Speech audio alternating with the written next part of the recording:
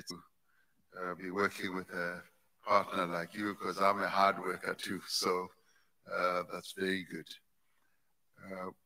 Thank you very much for hosting the Russia-Africa Summit. We believe that it was successful, most successful. It was well organized. The outcome is very, very good. The declaration was well negotiated and well crafted, and it represents the views that the various countries that were here put forward together with your views, and I believe that we've got a declaration that can take our relationship between Africa and Russia forward. What is particularly pleasing is that Russia conducts its relationship with Africa at a strategic level, and it conducts it with a great deal of respect and recognition of the sovereignty of African states.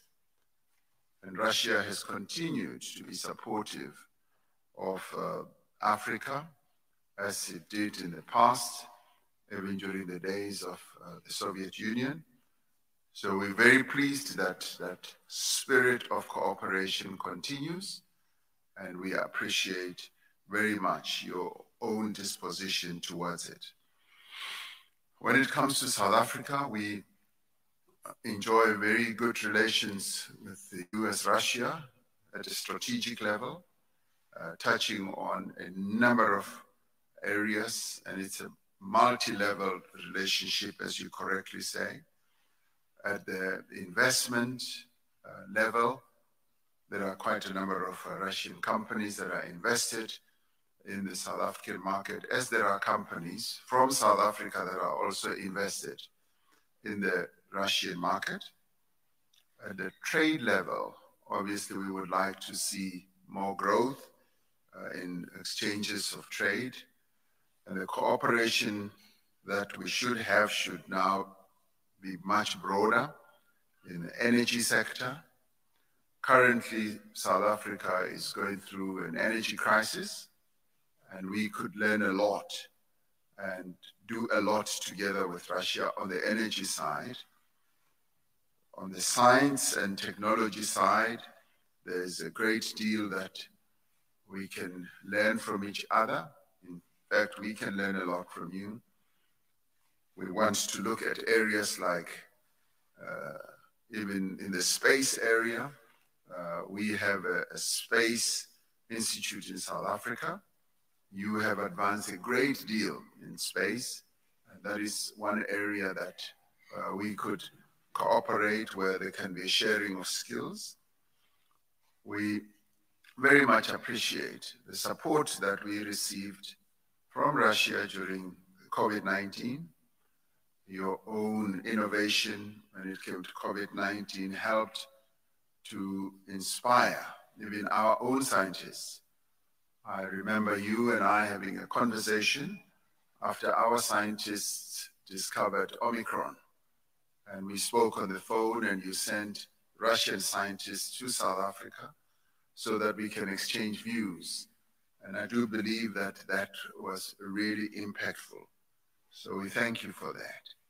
On the education side, we continue to be grateful for the support that we get from Russia on education.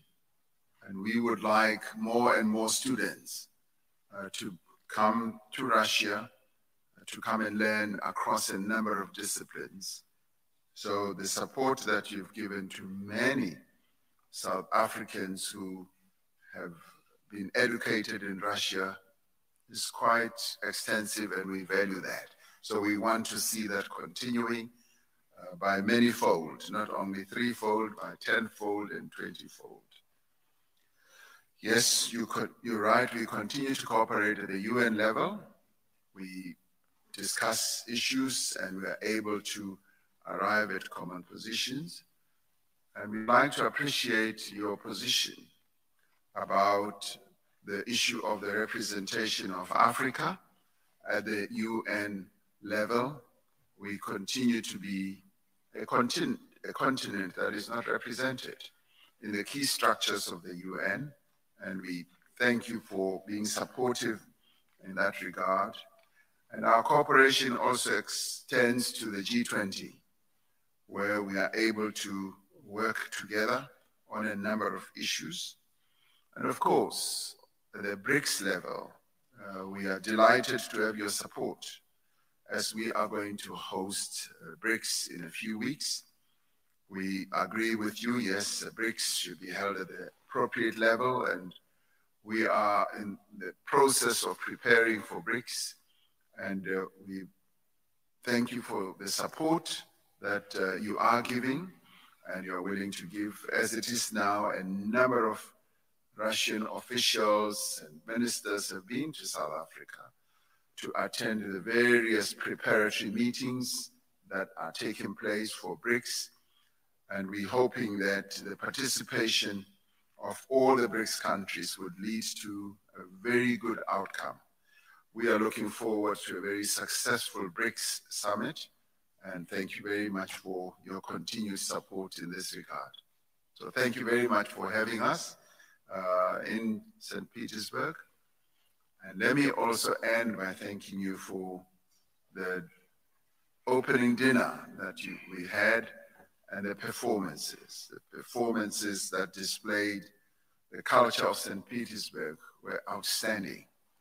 But once again, I want to thank you for the last performance, because that last performance was African.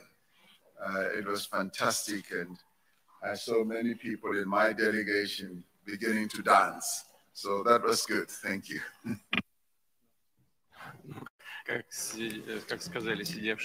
Those who were sitting at my side of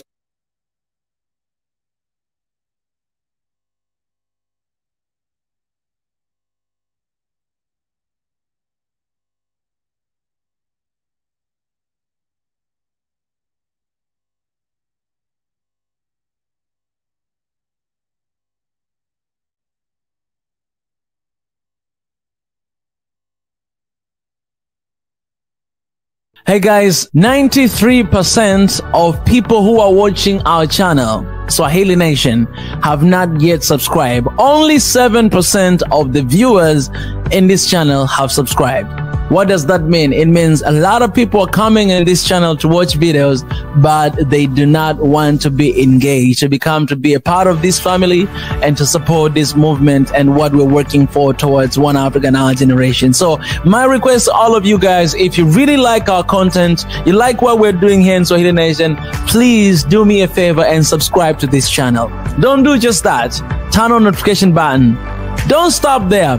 Like the videos we share. Share with your friends. Leave your comments, your opinions, so that we may actually interact in the comment section, know what is happening. If you would like to support us even more financially, you can join the Patreon. The link is below. And also you can join us and become a member of this family. So please guys, do us a favor. When you subscribe, when you like, when you share, you help us to reach to as many people as we can. We want this world to be filled with the positive message about Africa and One Africa, and we want the message to go all across the world. So help us by becoming part of this family. I love you.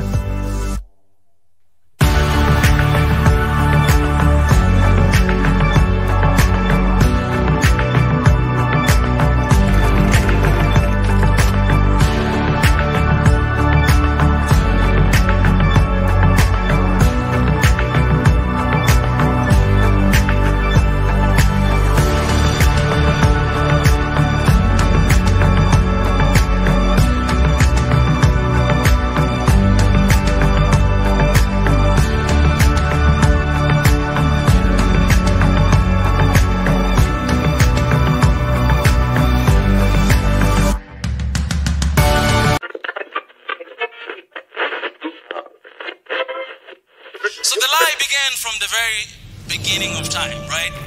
And I can ask you one question right now. What does history tell us you about Africa? Who discovered Africa?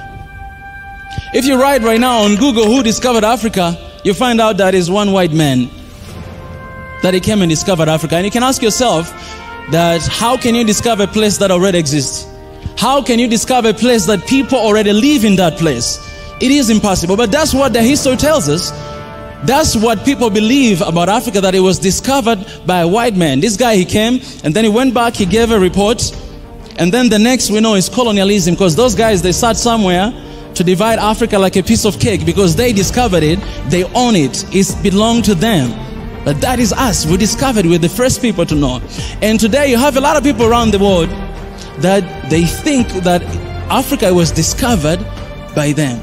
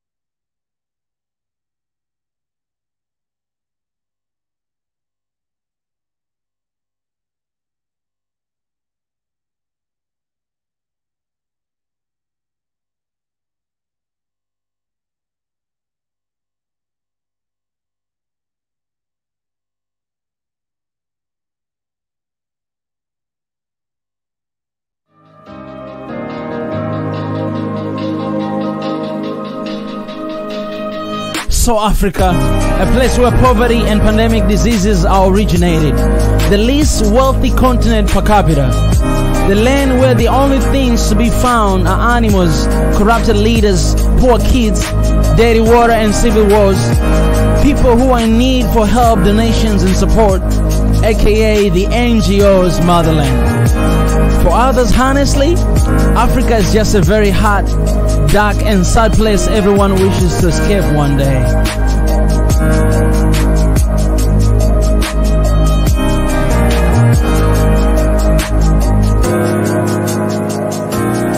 Well, whether you're an African or not, this thinking isn't new to you, because you have read, heard or felt the same way before. Just type the word Africa on Google right now. Turn on your TV and see what the NGOs portray. Watch movies from Hollywood. Ask your mama, friends, or ask yourself, what is Africa?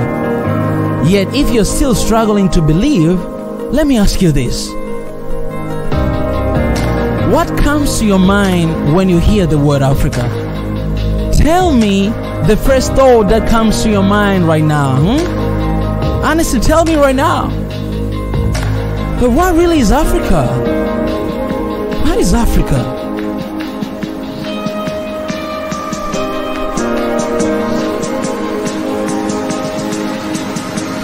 Listen, there are many theories about the name, but one that is close to the truth is Al-Kebulan. This name translates to Mother of Mankind, or according to other sources, the Garden of Eden, the place where love, peace and unity dwells. Al-Kebulan is an extremely old word. Many nations in Africa use this word, including Ethiopians, Nubians, Moors and Numidians. For me, this isn't just the theory, but the truth. My truth I choose to believe in. As cliche as it sounds, that's the future I'm hoping for. The tomorrow I'm fully determined to see. The dream I am convinced and dedicated to fighting for until it happens. What is Africa for you?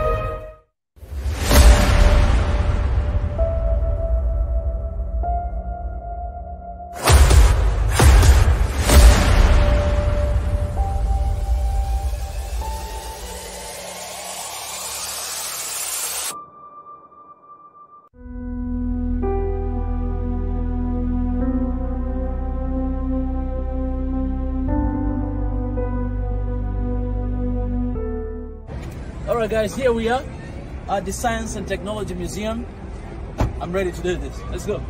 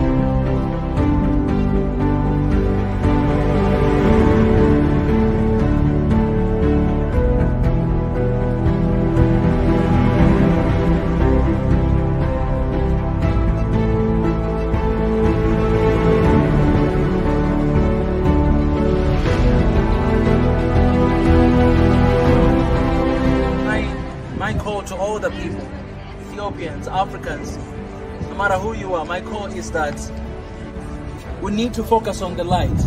Darkness has no power. Darkness has no power at all. Like darkness, it has no power. Why?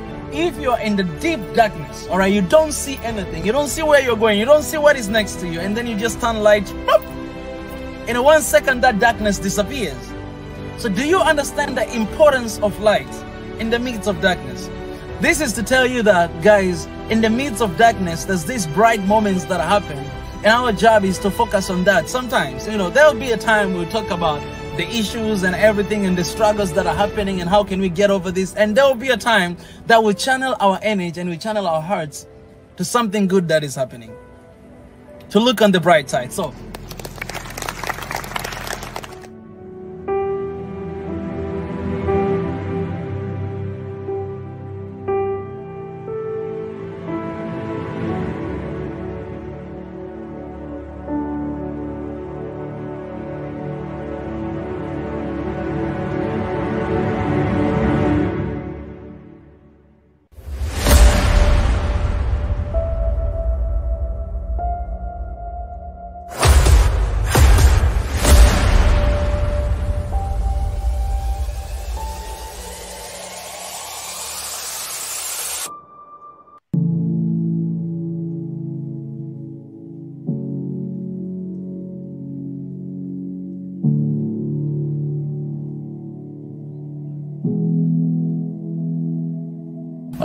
first of all, I think every African should be doing what I do, like everybody, because of who we are, right? We're African. We should love Africa. You know, when I went to South Korea, I realized that Africa is being perceived and viewed very different.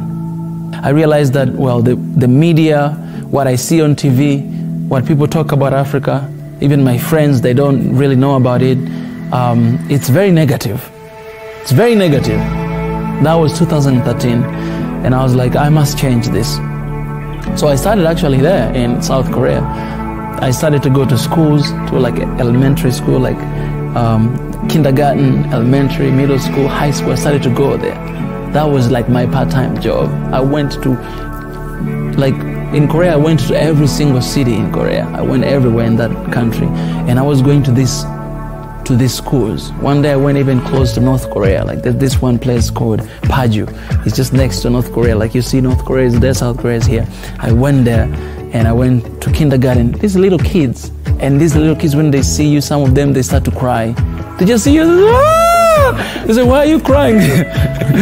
So I was like, why are you crying? So they're scared. These are little kids, but that's what they have been seeing on TV. That's what, like, sometimes some of them, even their parents teach them like that.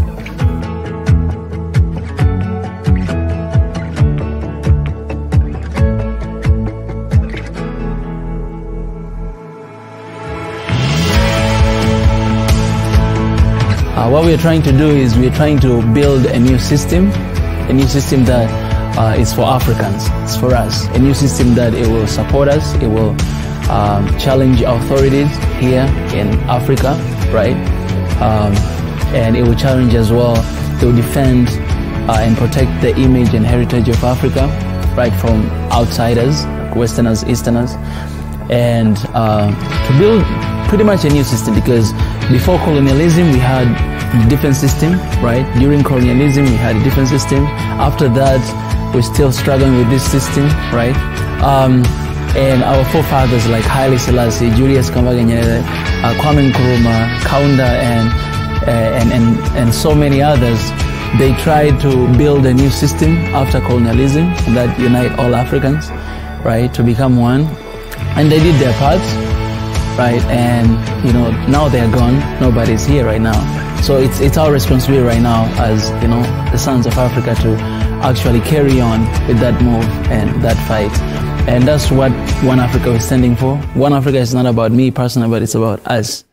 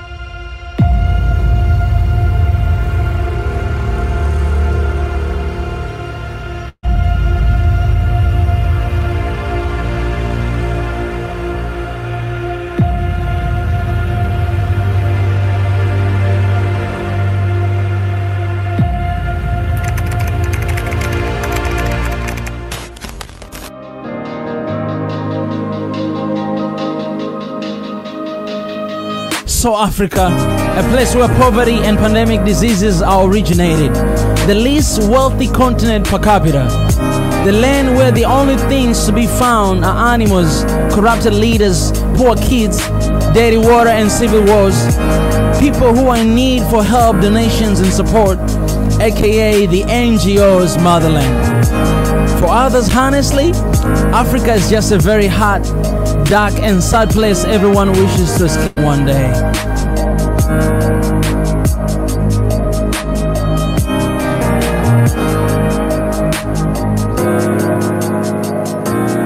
Well, whether you're an African or not, this thinking isn't new to you because you have read, heard or felt the same way before. Just type the word Africa on Google right now. Turn on your TV and see what the NGOs portray. Watch movies from Hollywood. Ask your mama, friends, or ask yourself, what is Africa? Yet if you're still struggling to believe, let me ask you this. What comes to your mind when you hear the word Africa? Tell me the first thought that comes to your mind right now. Honestly, tell me right now. But what really is Africa? What is Africa?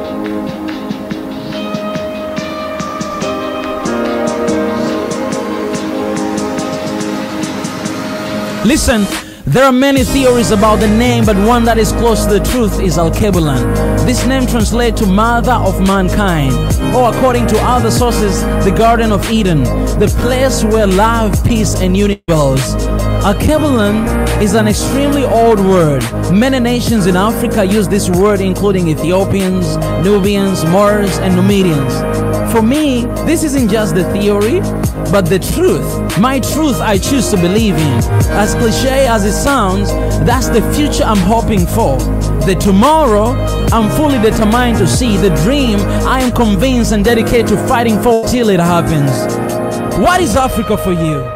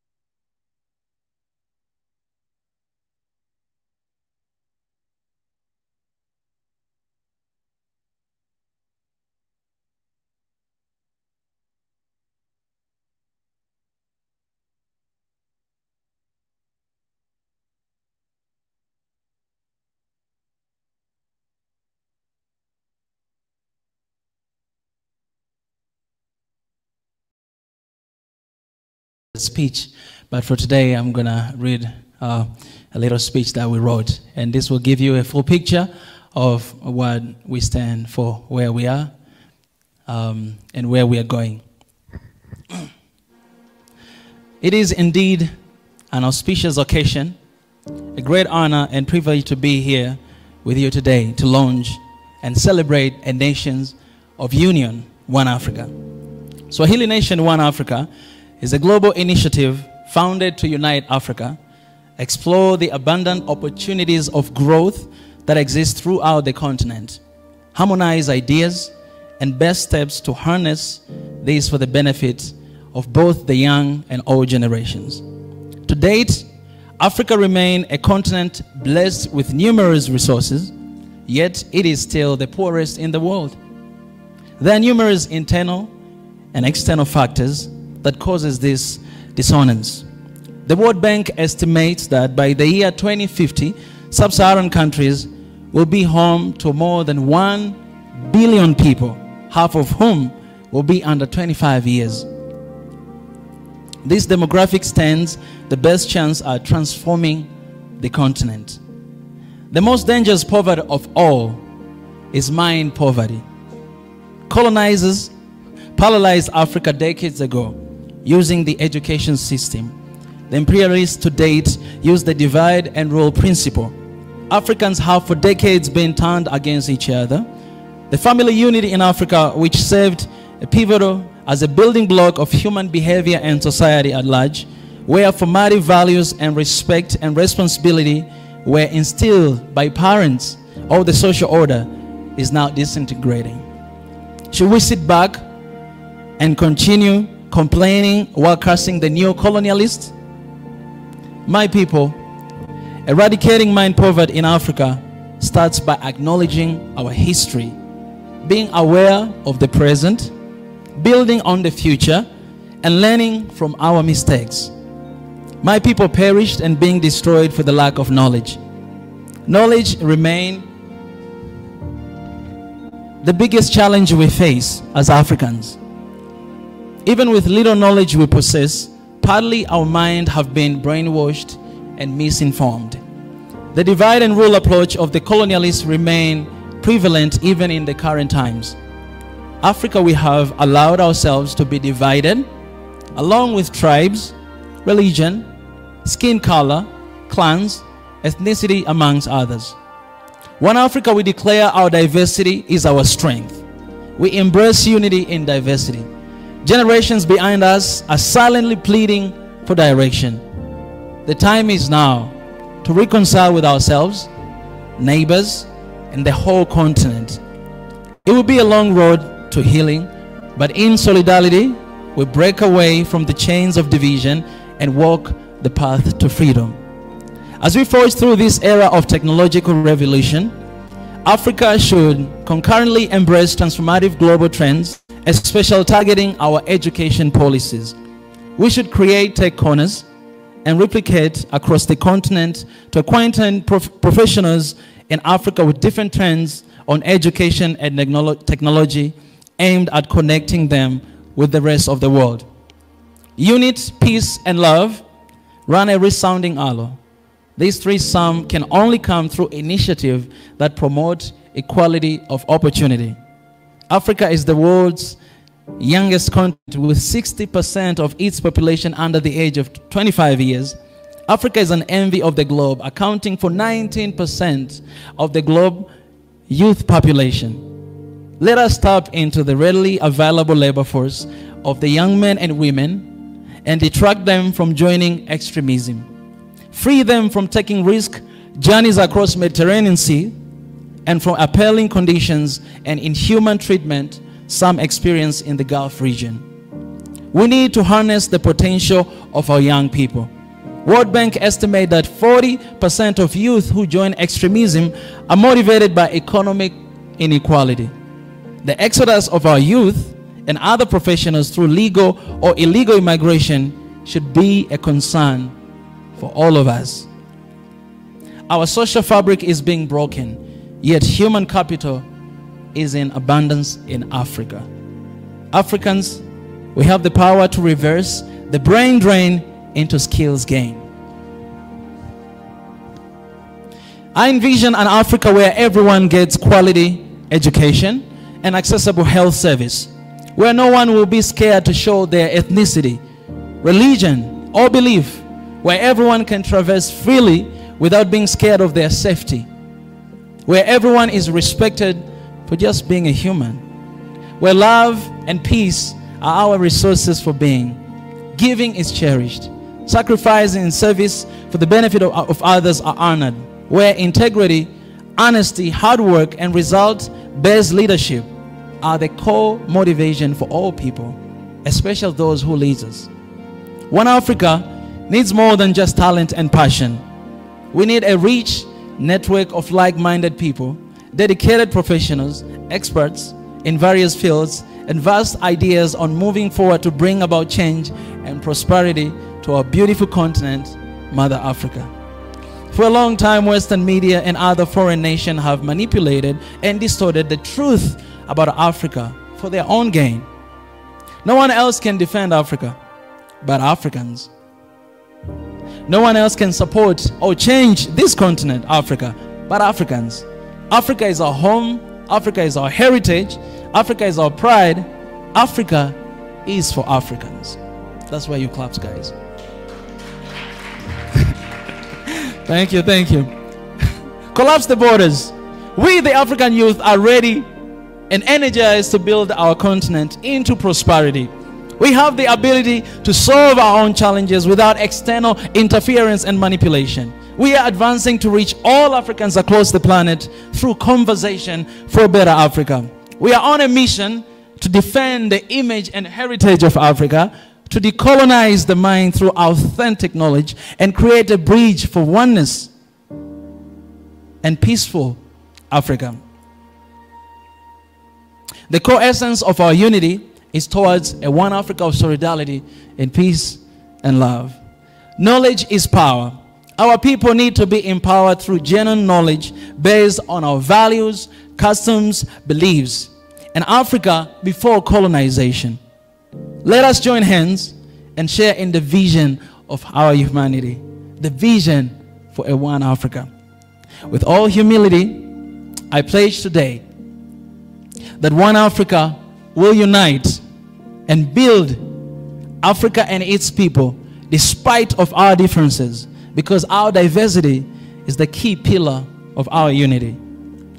I sincerely thank and welcome you abroad to go with me in this journey. Thank you so much.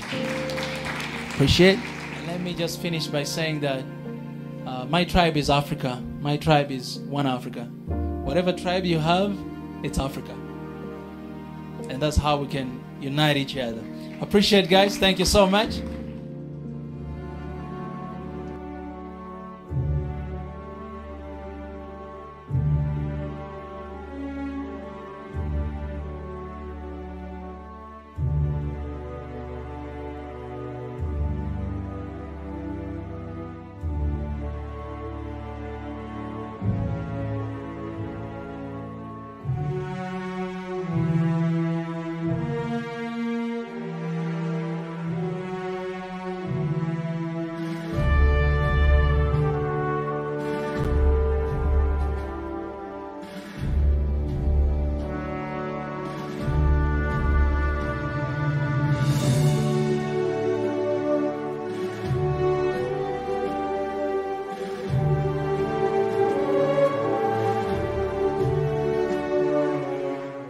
Museum, 0 kilometer project. I'm right here.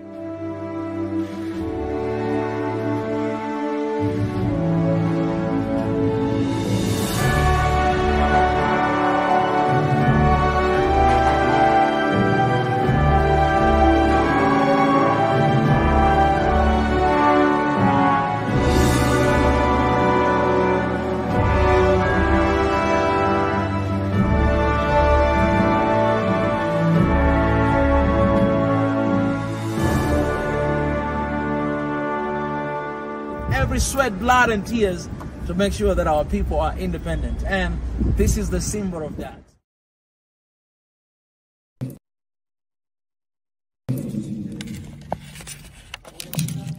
I really appreciate that.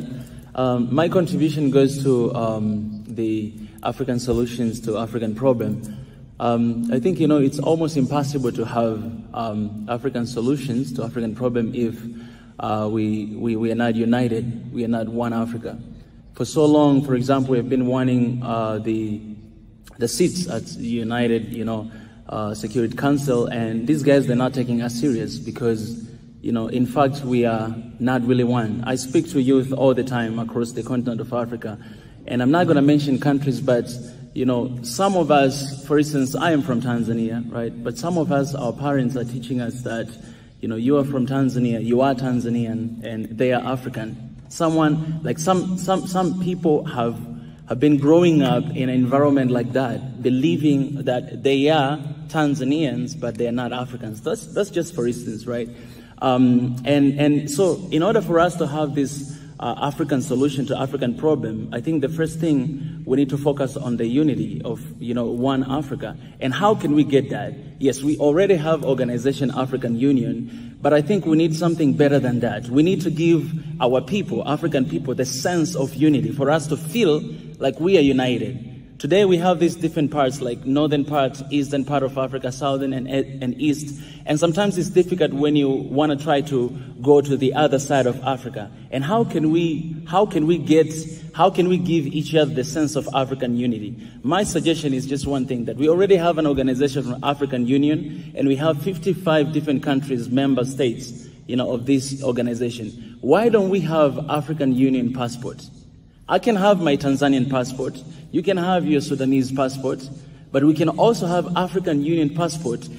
Once we do that, I'm pretty sure that it will give us a sense of that unity. Like us as Africans, when we meet, maybe outside of Africa, or when I go to different country, I see my another Libyan brother right there, he's having like African Union passport. It gives me a sense of us being united together. And when we move forward to start demanding things, start demanding for respect, demanding for seats, these people, they will take us serious because they see that we are actually serious when you talk about African Union and African unity, because we are taking steps.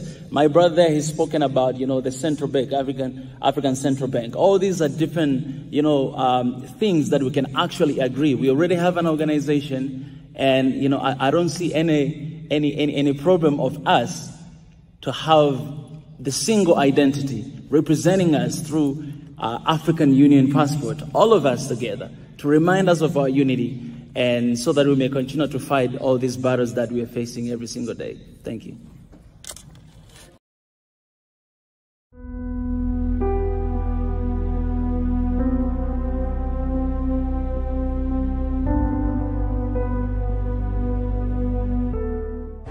All right, guys, here we are at the Science and Technology Museum. I'm ready to do this. Let's go.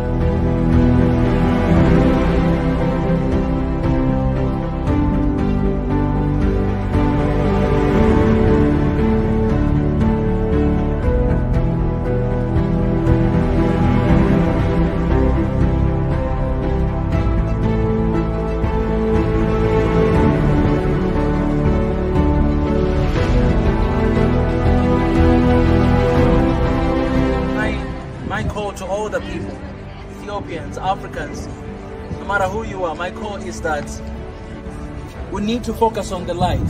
Darkness has no power. Darkness has no power at all. Like darkness, it has no power. Why? If you're in the deep darkness, all right, you don't see anything, you don't see where you're going, you don't see what is next to you, and then you just turn light, pop, in 1 second that darkness disappears. So do you understand the importance of light in the midst of darkness? This is to tell you that, guys, in the midst of darkness, there's these bright moments that happen, and our job is to focus on that. Sometimes, you know, there'll be a time we'll talk about the issues and everything and the struggles that are happening and how can we get over this. And there will be a time that we channel our energy and we channel our hearts to something good that is happening, to look on the bright side. So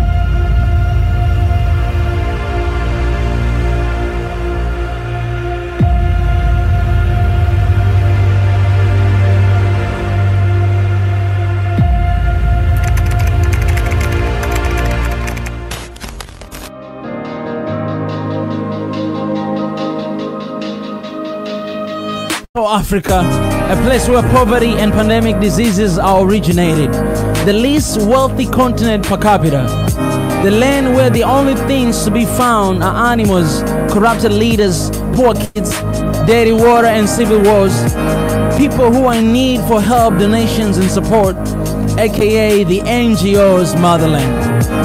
For others, honestly, Africa is just a very hot, dark and sad place everyone wishes to escape one day.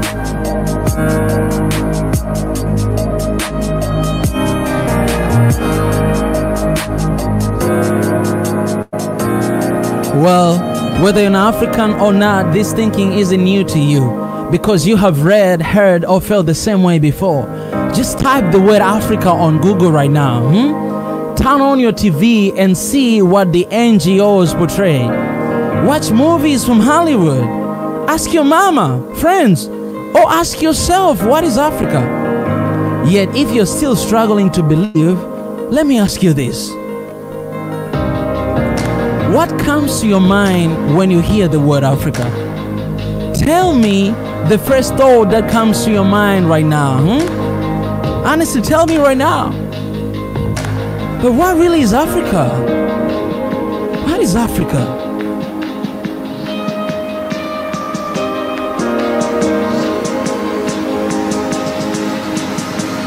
Listen, there are many theories about the name, but one that is close to the truth is Alkebulan. This name translates to Mother of Mankind, or according to other sources, the Garden of Eden, the place where love, peace, and unity dwells.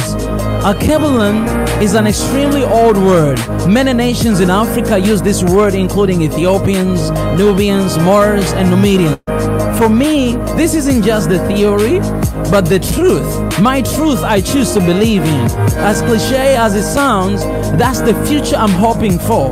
The tomorrow I'm fully determined to see. The dream I am convinced and dedicated to fighting for until it happens.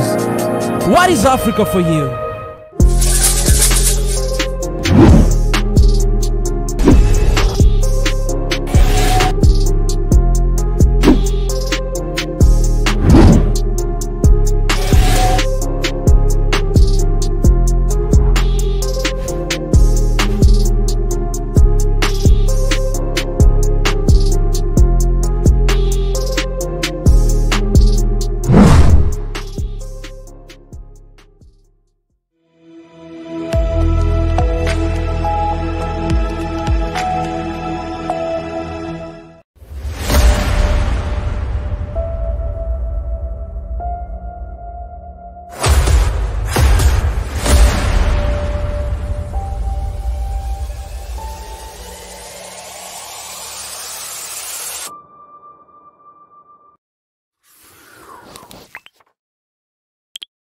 journey to one Africa.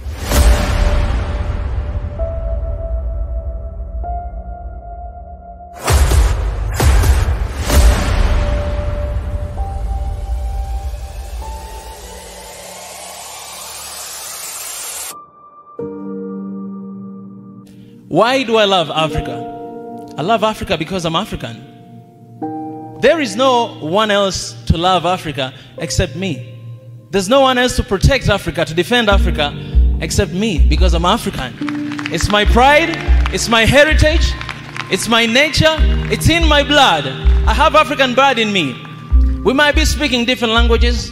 We might be like wearing different clothes. Today I look like Habesha here. We might be eating different food, but the fact that you're African and I'm African, I love you.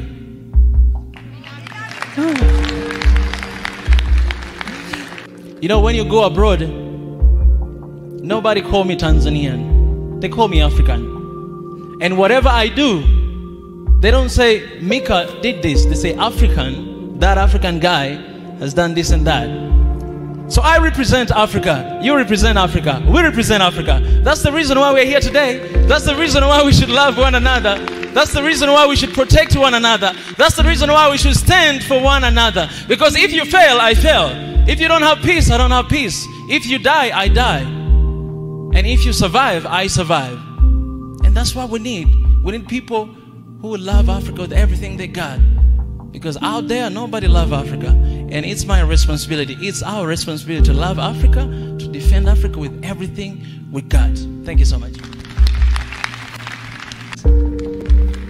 We love you, Mika.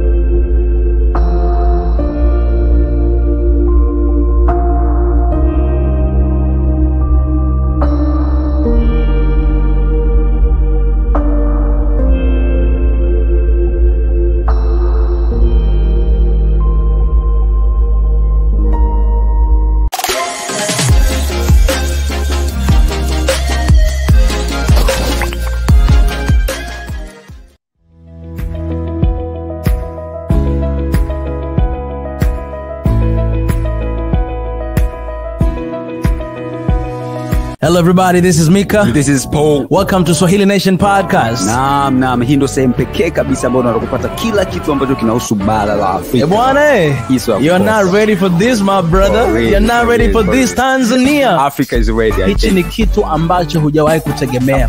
Kitu ambacho hakijawahi kutokea. So Africa, West, North to South, hajawahi kutokea. Unajua bwana Paul, watu wamekuwa wanatutaka kwa muda sana kufanya hii session kwa Kiswahili. Sasa Watanzania wako wanalalamika sana. Tunatumia Kiingereza sana. Exactly. Nao tunatumia lugha ya Kiswahili. Wakati umefika sasa. It's the time. You stay right there, don't go nowhere. Don't go nowhere. Huu ni wakati ambapo Afrika inakwenda kubadilishwa. Kupitia vitu hivi, unajua? For real. No, we cannot do this without you guys. Hatuwezi kufanya vitu bila ninyi. Tunahitaji support yenu. Tu support kwa aina yote ile. Hata kama ni kusubscribe channel yetu, like, kushare huu ujumbe kwa sababu tunahitaji kila mtu apate huu ujumbe. Welcome to Swahili Nation. Thank you so much. Out of here.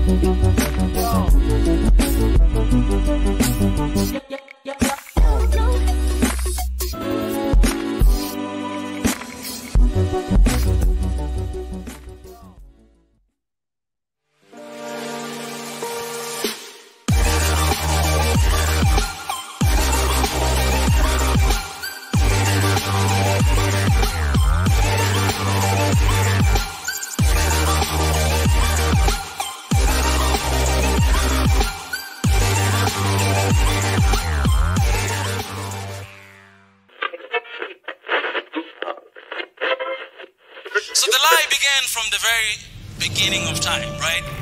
And I can ask you one question right now. What does history tell us you about Africa? Who discovered Africa? If you write right now on Google who discovered Africa, you find out that is one white man that he came and discovered Africa. And you can ask yourself that how can you discover a place that already exists? How can you discover a place that people already live in that place? It is impossible, but that's what the history tells us. That's what people believe about Africa, that it was discovered by a white man. This guy, he came and then he went back, he gave a report, and then the next we know is colonialism, because those guys, they sat somewhere to divide Africa like a piece of cake because they discovered it, they own it, it belonged to them. But that is us. We discovered, we're the first people to know. And today you have a lot of people around the world that they think that Africa was discovered by them.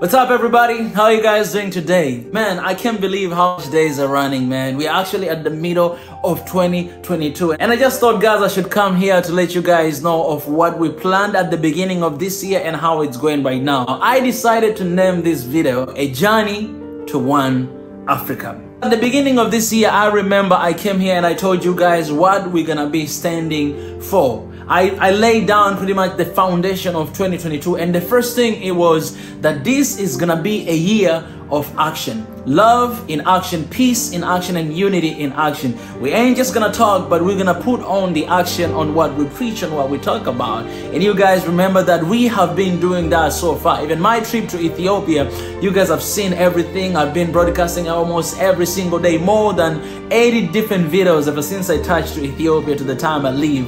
I was just doing every single day. And not only that, but there's so many different actions that we have been doing to make sure that what we preach is what we do. In 2022, we have to be brutally honest with ourselves. If you want to see change, then we have to tell each other what is the problem, all right? It's okay to fight, it's okay to argue with words, but at the end of the day, we have to be honest with ourselves, because you don't want to be hypocrites. If it's our problem, we have to address the problem the way it is. We cannot just point fingers at leaders, but we have to point fingers at ourselves that A, B, C, D, we are not doing right, and that's what we've been doing so far. After that, guys, we started to come with different campaigns. First campaign, it was hashtag One Africa in Our Generation. We have been fighting for One Africa for a long time, and if we don't have the targets, if you don't have the vision, if you don't have the point that we want to hit, then it's not gonna happen. I don't really want to have One Africa on papers, but we want to have One Africa between me and you guys. So we started in our community to make sure that we are opening the doors to almost everybody out there. I want them to feel at home when they come to Swahili Nation One Africa platforms and to experience that, because that's how we connect and we unite our people. And so far, that's what has been happening. And we know that there's so many different things that we need to achieve. For example, having free visa, you know, within African countries, or on arrival, like you go to the country and then you get visa right away, you can just enter the country. Those are kind of actions that will actually help us to unite our people even more. And our focus has always been from the bottom up.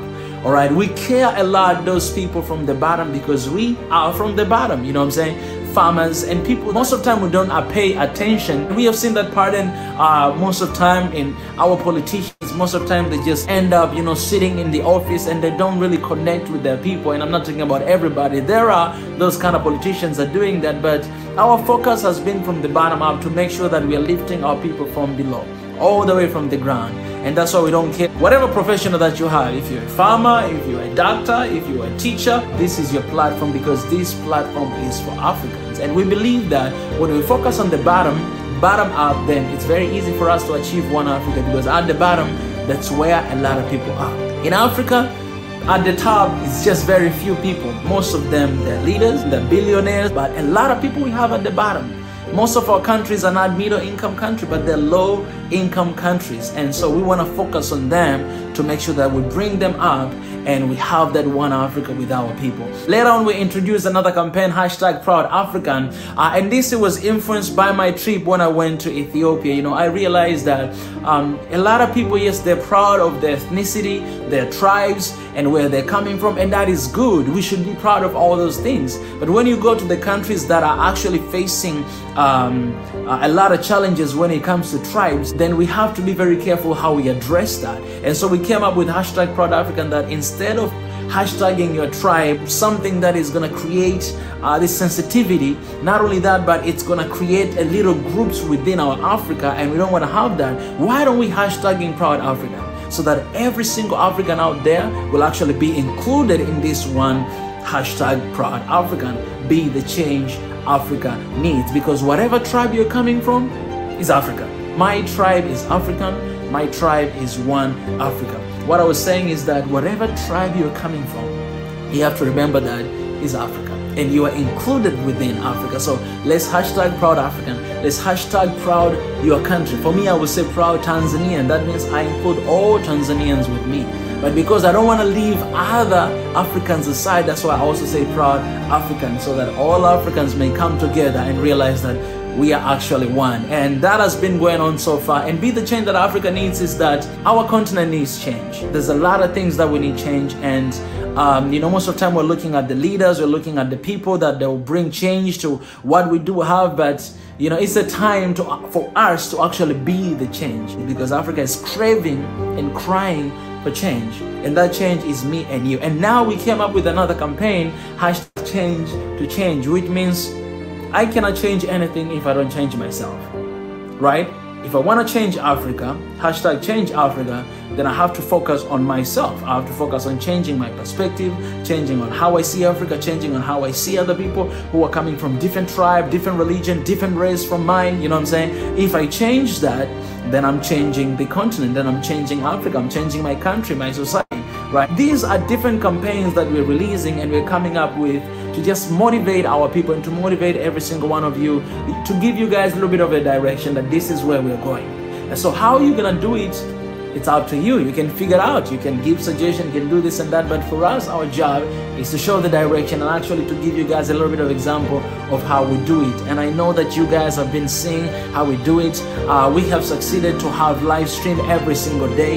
We have more than just one host. Before it was me, but now we have more other different hosts. So we have shows every single day. All right, on Monday, hosting different CEOs, YouTubers, influencers, and different interviews and conversation. And on Tuesday, we have Tanzan. She's hosting the show of African Traditions. Wednesday, we have Professor Ezra. He's hosting Education in 21st Century. And Thursday, we have Dr. Ebenezer. He always talks about potential in Africa. And on Friday, we have Pastor Ezra. He's pretty much doing a weekly recap of what's going on in Africa and in Soil Nation One Africa. And on Saturday, we have Biggie. He's talking about diaspora. All right. And on Sunday, we have Mwenda Tezi with the show of The Hidden Hands. And all of this, and also on Thursday at 6 p.m. we have another show, Swahili Session, hosted by Paul Justin.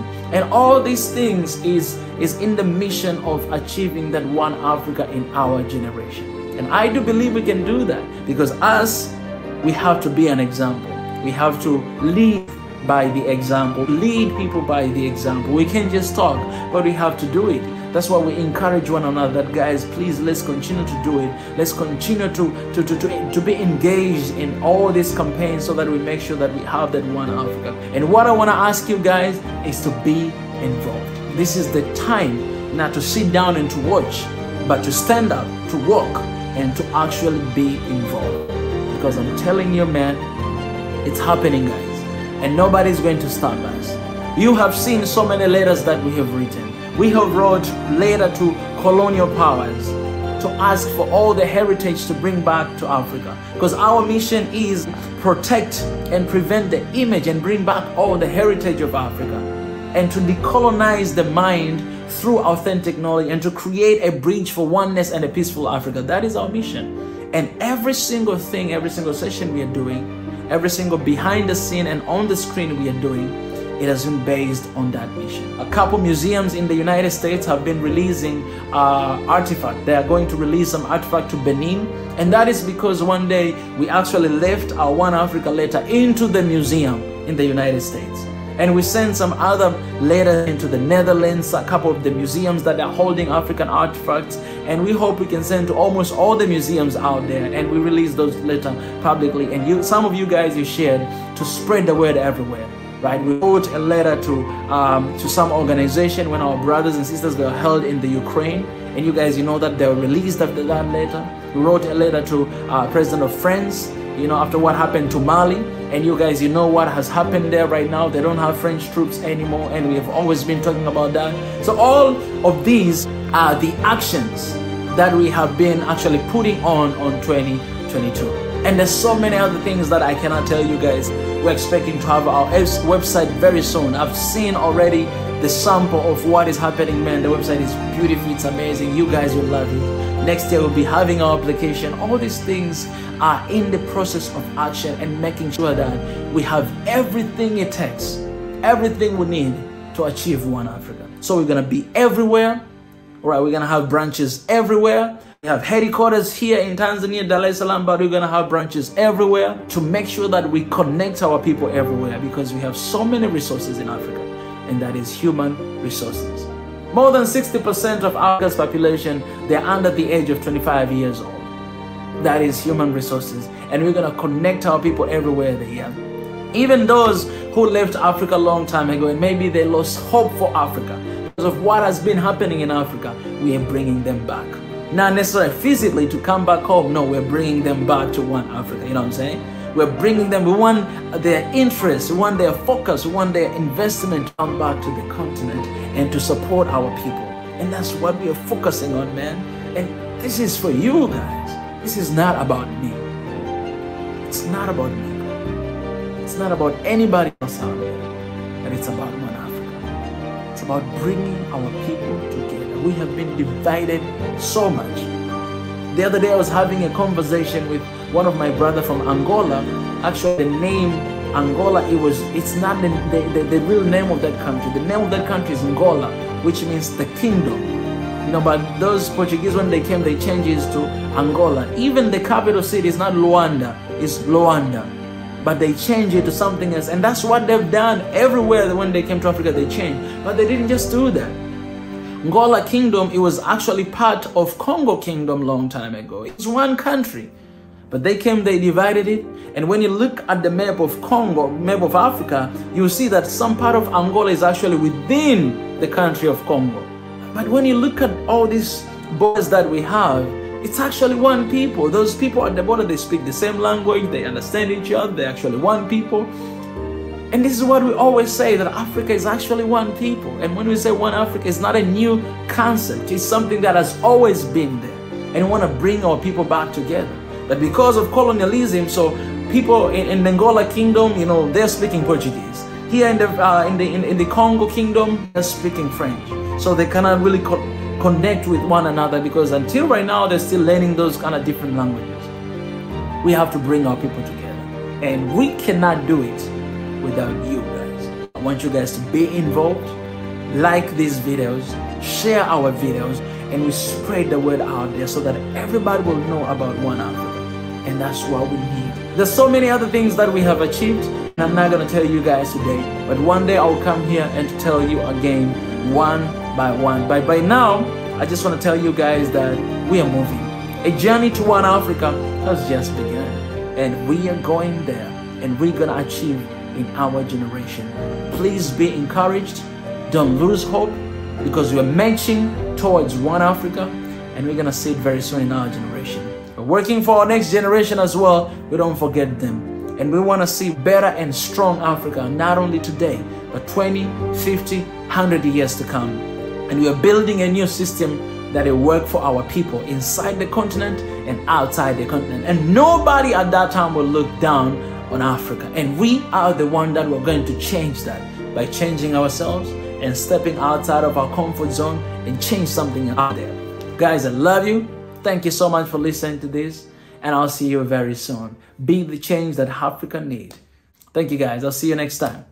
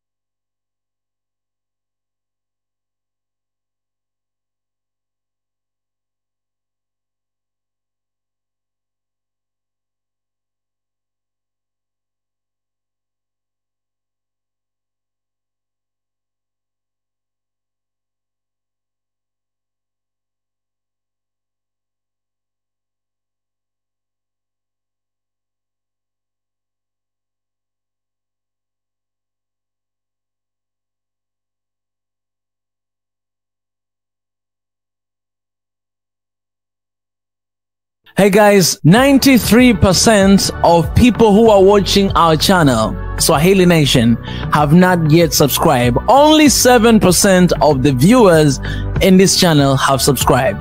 What does that mean? It means a lot of people are coming in this channel to watch videos, but they do not want to be engaged, to be a part of this family and to support this movement and what we're working for towards One Africa in our generation. So my request to all of you guys, if you really like our content, you like what we're doing here in Swahili Nation, please do me a favor and subscribe to this channel. Don't do just that. Turn on the notification button. Don't stop there. Like the videos we share. Share with your friends. Leave your comments, your opinions, so that we may actually interact in the comment section, know what is happening. If you would like to support us even more financially, you can join the Patreon. The link is below. And also you can join us and become a member of this family. So please, guys, do us a favor. When you subscribe, when you like, when you share, you help us to reach to as many people as we can. We want this world to be filled with the positive message about Africa and One Africa, and we want the message to go all across the world. So help us by becoming part of this family. I love you.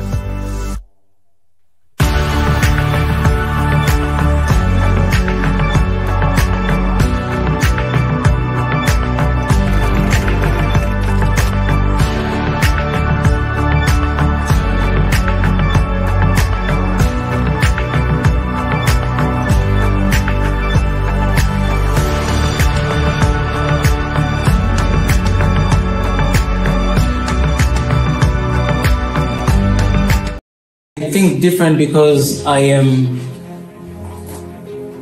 me, I think, so a lot of young people, some people, they live outside of Africa because they think there's no opportunities. But for me, everywhere I travel, like even here in Ethiopia, I see opportunities everywhere. So I think the challenges of young people is like limiting ourselves, thinking that we cannot do it. The only challenge young people we're facing is us thinking about ourselves. Like, we don't think that we can do it. We don't think that we can change. We don't think that we can change this society. For example, there are people who don't believe in One Africa because they believe that no, One Africa will never happen. They just believe, so they limit themselves. I will quote one thing. Obama once said, this quote, I love his quote, what he said. He said, if you reach your goals, that means you didn't set them high enough. You understand that? So the challenge of young people, we don't set our goals high enough. We think here. So I only think about Gonda. I'm Gonda, I was born here, I will die here. Oh, I'm Ethiopian, I will live here, I will die here. No, we have to think big. Because when you think big, like if you think big, you'll start seeing opportunities, you'll start seeing big things. If you think small, you'll see small things. If you think big, you'll see, like it's divine and also psychological. If I think big, I'll start seeing big. Like you will see it. So I came to Tanzania and a lot of people, they're like, I don't want to go back home because there's no opportunity, there's no jobs. I'm like, I don't want to be employed. I want to employ Tanzanians. I think big, right? So because I want to employ, it came with this idea like I had in my mind for 9 years. But I just started 2 years ago. And now when I go back home, I'll be able to employ some people to take care of the media, of social media, some people to be like cameramen. I'll be able to employ them. Then I will have people, young people who they'll have an opportunity to work. The only limit you have as a young people is yourself. The only enemy we have as Africans are not whites, it's Africans, it's ourselves.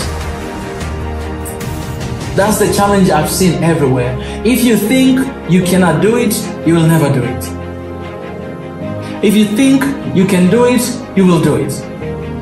Because the moment you think about it, you'll start figuring out, okay, how can I do it? How can I do it? You start thinking about that. But a lot of young people these days, they give up. They give up. They don't push hard enough because the life gets tough, and for ladies, they just end up, oh, I would just rather have babies. Okay, maybe I just want to have babies. And boom, babies. But there's things you can do before that. The things you can, let's not limit ourselves. Don't limit yourself, man. Your mind, do you know, you use 5% of your brain. Do you know that? Like us as human beings, we only use 5% of our brain. Do you know that? Do you guys know that? Like you use 5% of your brain. That's human being we use. Those genius people, some of them they use like 5.5 or 6. That means the human brain, it's more smarter than this machine. These are machines, but your brain is more smarter. Imagine you're using 5% and people design plans, they design cars, they design buildings, just 5%. Imagine if you use like 10%. Oh my goodness, like this world, it will be different. What I'm saying is don't settle. Like don't settle, don't be satisfied with where you are. Don't be satisfied with what you're doing right now. Don't be like, oh, I'm okay. No, it's not okay. You can do better than that. You take exam, you get 50%, you're like, oh, this is better. I got 50. No, it's not okay. You can get 100. You can. If you think about that, you will study hard, you work hard, you make sure that you push yourself to the limit to achieve your goal. So I want to challenge you guys. I'll tell you this. So my dream in 2006, no, in 2009, you know what was my dream? My dream was to become a president of Tanzania when I was 16. I didn't finish. That when I was 16, I said I want to become president of Tanzania. But do you know my dream right now? I'm like, no, Tanzania is very small. I want Africa.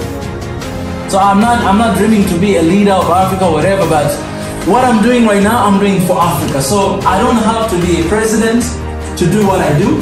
I don't have to be like a leader of Africa to do what I do. No, I just need to be an African who loves Africa to do what I do. So what I'm doing right now, I do what African Union honestly is not doing sometimes. We are writing letters. We wrote letters to Mali. Us as One Africa wrote a letter to the president of France for what he did in Burkina Faso. Like French troop, they killed our people in Burkina Faso. They killed them like a couple months ago. We wrote a letter to him, to President of France. If you go on my Twitter, you write Mika Chavala, you see that letter is up there. We wrote a letter special to him that we need you to get out your troops out of Africa. We demanded as people. And a couple days later, he removed troops out of Mali.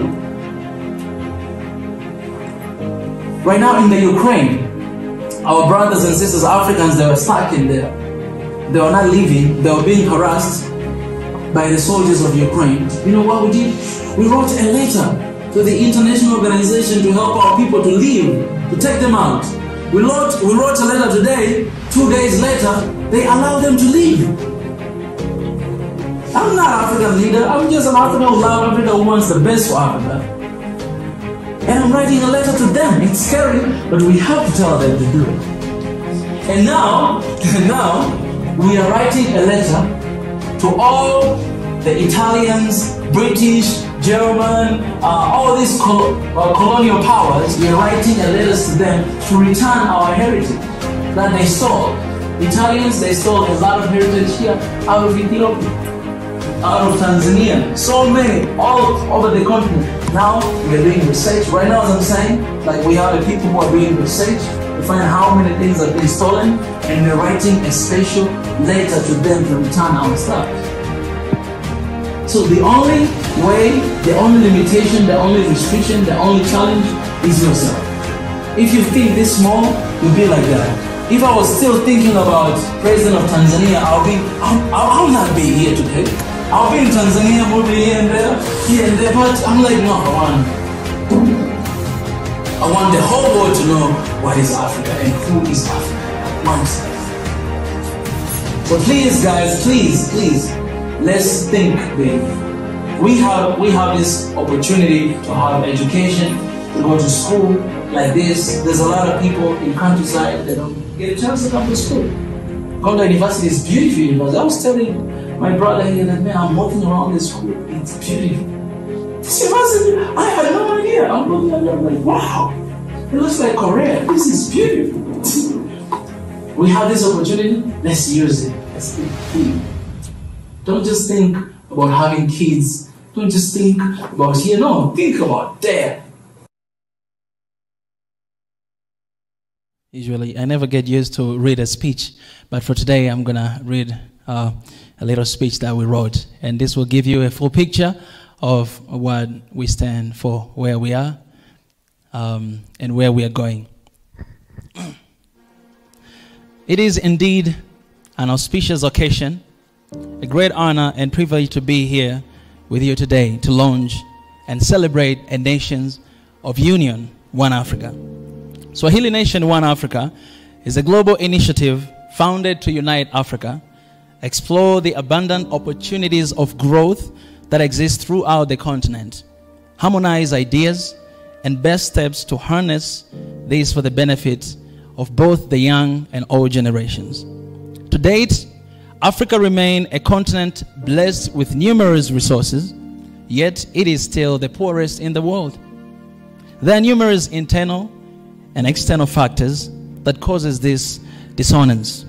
The World Bank estimates that by the year 2050, sub-Saharan countries will be home to more than 1 billion people, half of whom will be under 25 years.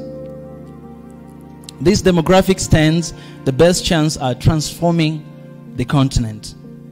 The most dangerous poverty of all is mind poverty. Colonizers paralyzed Africa decades ago using the education system. The imperialists to date use the divide and rule principle. Africans have for decades been turned against each other. The family unity in Africa, which served a pivotal as a building block of human behavior and society at large, where formative values and respect and responsibility were instilled by parents, all the social order is now disintegrating. Should we sit back and continue complaining while cursing the neo-colonialists? My people, eradicating mind poverty in Africa starts by acknowledging our history, being aware of the present, building on the future, and learning from our mistakes. My people perished and being destroyed for the lack of knowledge. Knowledge remains the biggest challenge we face as Africans. Even with little knowledge we possess, partly our minds have been brainwashed and misinformed. The divide and rule approach of the colonialists remain prevalent even in the current times.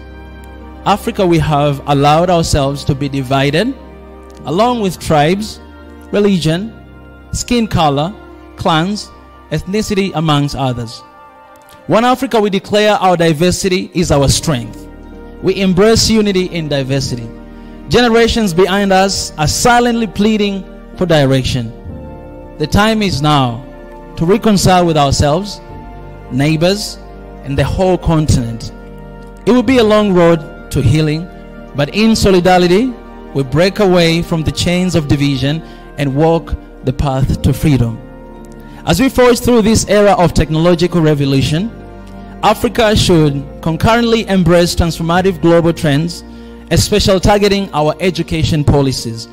We should create tech corners and replicate across the continent to acquaint professionals in Africa with different trends on education and technology aimed at connecting them with the rest of the world. Unity, peace, and love run a resounding aloe. These three sum can only come through initiatives that promote equality of opportunity. Africa is the world's youngest continent with 60% of its population under the age of 25 years. Africa is an envy of the globe, accounting for 19% of the globe youth population. Let us tap into the readily available labor force of the young men and women and detract them from joining extremism. Free them from taking risk journeys across Mediterranean Sea and from appalling conditions and inhuman treatment some experience in the Gulf region. We need to harness the potential of our young people. World Bank estimate that 40% of youth who join extremism are motivated by economic inequality. The exodus of our youth and other professionals through legal or illegal immigration should be a concern for all of us. Our social fabric is being broken. yet human capital is in abundance in Africa. Africans, we have the power to reverse the brain drain into skills gain. I envision an Africa where everyone gets quality education and accessible health service, where no one will be scared to show their ethnicity, religion, or belief, where everyone can traverse freely without being scared of their safety, where everyone is respected for just being a human, where love and peace are our resources for being. Giving is cherished. Sacrificing in service for the benefit of others are honored, where integrity, honesty, hard work, and result-based leadership are the core motivation for all people, especially those who lead us. One Africa needs more than just talent and passion. We need a rich network of like-minded people, dedicated professionals, experts in various fields, and vast ideas on moving forward to bring about change and prosperity to our beautiful continent, Mother Africa. For a long time, Western media and other foreign nations have manipulated and distorted the truth about Africa for their own gain. No one else can defend Africa but Africans. No one else can support or change this continent, Africa, but Africans. Africa is our home. Africa is our heritage. Africa is our pride. Africa is for Africans. That's why you clap, guys. Thank you, thank you. Collapse the borders. We, the African youth, are ready and energized to build our continent into prosperity. We have the ability to solve our own challenges without external interference and manipulation. We are advancing to reach all Africans across the planet through conversation for a better Africa. We are on a mission to defend the image and heritage of Africa, to decolonize the mind through authentic knowledge, and create a bridge for oneness and peaceful Africa. The core essence of our unity is towards a one Africa of solidarity in peace and love. Knowledge is power. Our people need to be empowered through genuine knowledge based on our values, customs, beliefs, and Africa before colonization. Let us join hands and share in the vision of our humanity, the vision for a one Africa. With all humility, I pledge today that one Africa will unite and build Africa and its people despite of our differences, because our diversity is the key pillar of our unity. I sincerely thank and welcome you abroad to go with me in this journey. Thank you so much. Appreciate. And let me just finish by saying that my tribe is Africa. My tribe is one Africa. Whatever tribe you have, it's Africa. And that's how we can unite each other. Appreciate, guys. Thank you so much. Thank you, everyone, for accepting our invitation and being here today at the launch of One Africa event. And I would like to welcome our guests, Haimano Tesfaye from UNISA University, and also Hub of Africa, Mahalet, is here. And also I would like to appreciate all of you for dropping everything that you have today and coming here and attending this launch of One Africa. So we'll be having lots of things today, and we'll see the way forward to One Africa event. And well, before we go into the details, I think this has been it's been 2 years since we started working.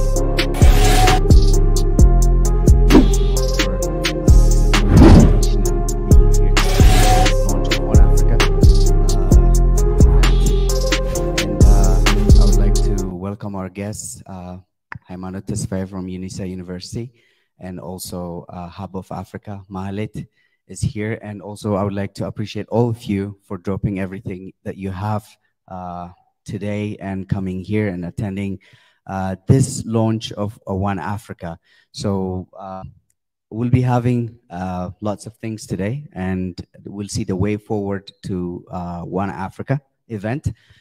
And Well, before we go into the details, I think this has been it's been 2 years since we started working together with Mika, and I would like to appreciate Arts TV for taking the commitment to welcome him, sponsor him, and also pay for his accommodation and transportation and everything, and security details included. I would like to appreciate Daniel from Arts TV and the entire crew of Arts TV. So after that, I think I'm done. And I'll be calling Mika Chavala to the stage, and he'll be coming and giving us a background on Swahili Nation Network and One Africa event. Please welcome Mika to the stage. Did you introduce Hey, everybody. How are you guys doing today? Man, I'm feeling good. It's so good to see you guys in person. Most of you, we're just seeing each other today for the first time. And I really want to appreciate you for coming. And I want to appreciate, our family on YouTube right there. I know you guys are watching. We're right here.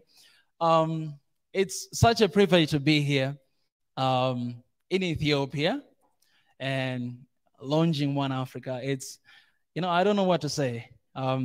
It's a special occasion, and you guys, you can see I look good, I got some African vibes here. It's beautiful. It's beautiful to be here. And I really want to appreciate once again for all show up today here. I appreciate my two madams right there, Mahalet and our madam from UNISA as well. I really appreciate for leaving everything you have and coming here. Appreciate One Africa family, yeah, it's just beautiful to see you guys. Just to go right away to tell you guys a little bit of background of Swahili Nation and One Africa. Maybe you guys might be asking, what is Swahili Nation? What is One Africa? I started Swahili Nation pretty much 2 years ago, but the idea, it has been in the making for more than 9 years. And this happened the first time when I moved to South Korea. And after I got there, the first thing I realized is people, they do not really know about Africa. People, they don't know about Africa. The only things that people think they know is through media, through movies, from Hollywood, through NGOs activities. If you go there, like you'll always see they have all these different kind of NGOs promote their work, how they can support Africa. So the idea of Africa outside of Africa is pretty much negative. And even right now, guys, you can try. You go on Google, you search Africa, you write Africa, or you write your country, you see what will come, right? So after I got there, I was kind of feeling very shy because all the time when I was on the street, walking around here and there, I felt like everybody was looking at me like, oh, this is those guys who they need support, right? You go around the street, you see all this advertisement about Africa, people, kids, they don't have clothes, they don't have shoes. And most of the time I was feeling like they're talking about me, and that's when I realized that I have this heart for Africa. And not only that, when I was leaving Tanzania, going to Korea, I went there as a Tanzanian, to be honest. But the moment I got there, people, they never called me a Tanzanian. They were always calling me African. Oh, African. They would just generalize. Right? And I was asking myself then, if people, they see me as an African, they don't care where I'm coming from. They don't even remember. Some of them, they don't even know where is Tanzania, right? Why should I not care about Africa? So, I remember 2 years ago, that's when I really wanted to eradicate this negative mentality about Africa. That's when I started YouTube channel. But before that, we did a lot of work in South Korea. We started some multicultural center in the Embassy of South Korea, right there. Embassy of Tanzania in South Korea, teaching people about African culture. I was going to schools, high schools, middle schools, even kindergarten to teach about African culture. Tanzania, sometimes I was Kenyan, teaching Kenyan, sometimes South African, because I'm African. And later on, I knew that I want to do this, not in that capacity, but I want to do it, in a bigger way. That's when we started Swahili Nation. And the vision of Swahili Nation is very simple. It's One Africa, and that's what we are launching today. That's what we are launching today. And One Africa is the vision. So when you see us talking about One Africa, it's the vision. It's what we want to achieve. That's what we want to achieve. But in order to have One Africa, there's few elements that we need to have. And one of them is like Swahili Nation Network. This is our own media, or like Us TV. You know, this is African media, is the media that kind of like promote African culture and, you know, everything that we have in Africa. And that's why today they're supporting us. And you have language. You know, if you want to be united, if you want to be one, if you want to understand one another, then we must have a common language, a language that we can all understand one another talking. And that's why today we have Ethiopia Swahili community here in Ethiopia. They're doing an amazing job. They'll have some time to talk a little bit. Yeah, and so many other elements. That's how pretty much we began with Swahili Nation, and, you know, eventually with One Africa. And today we're here to launch One Africa, pretty much to tell the world that, you know, there are things that we want to achieve. And right now I'll share with you guys a little bit of the vision and the mission statement and common values that we have, and few goals. But later on I'll be coming back again to share with you guys a little bit of speech that I prepare. And after that, we'll have a panel that you guys will have a moment to contribute. And how can we contribute to One Africa? So we can have a little moment talking one another, sharing with one another about that. One thing I can say as well, you know, don't be afraid. There's a lot of cameras in the room, and some of you might not like the camera, but forget about this. We just want to keep this because there are people who are watching, and we want the world to see at the end of the day what we are launching here today.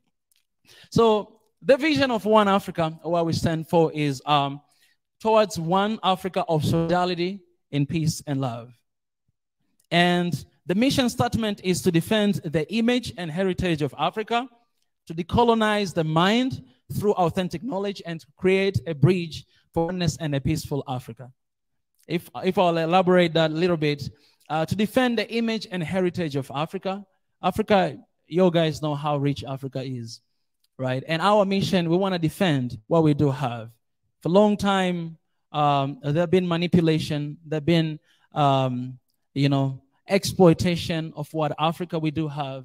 And our mission, we're looking forward to defend that image, to decolonize the mind. And when we're talking about decolonizing our mind, Ethiopia might not understand this, but for those countries that have been colonized, we had our own culture before colonization. We have our own traditions. We have our own norms before colonization. But right now, a lot of things have been messed up, to be honest, right?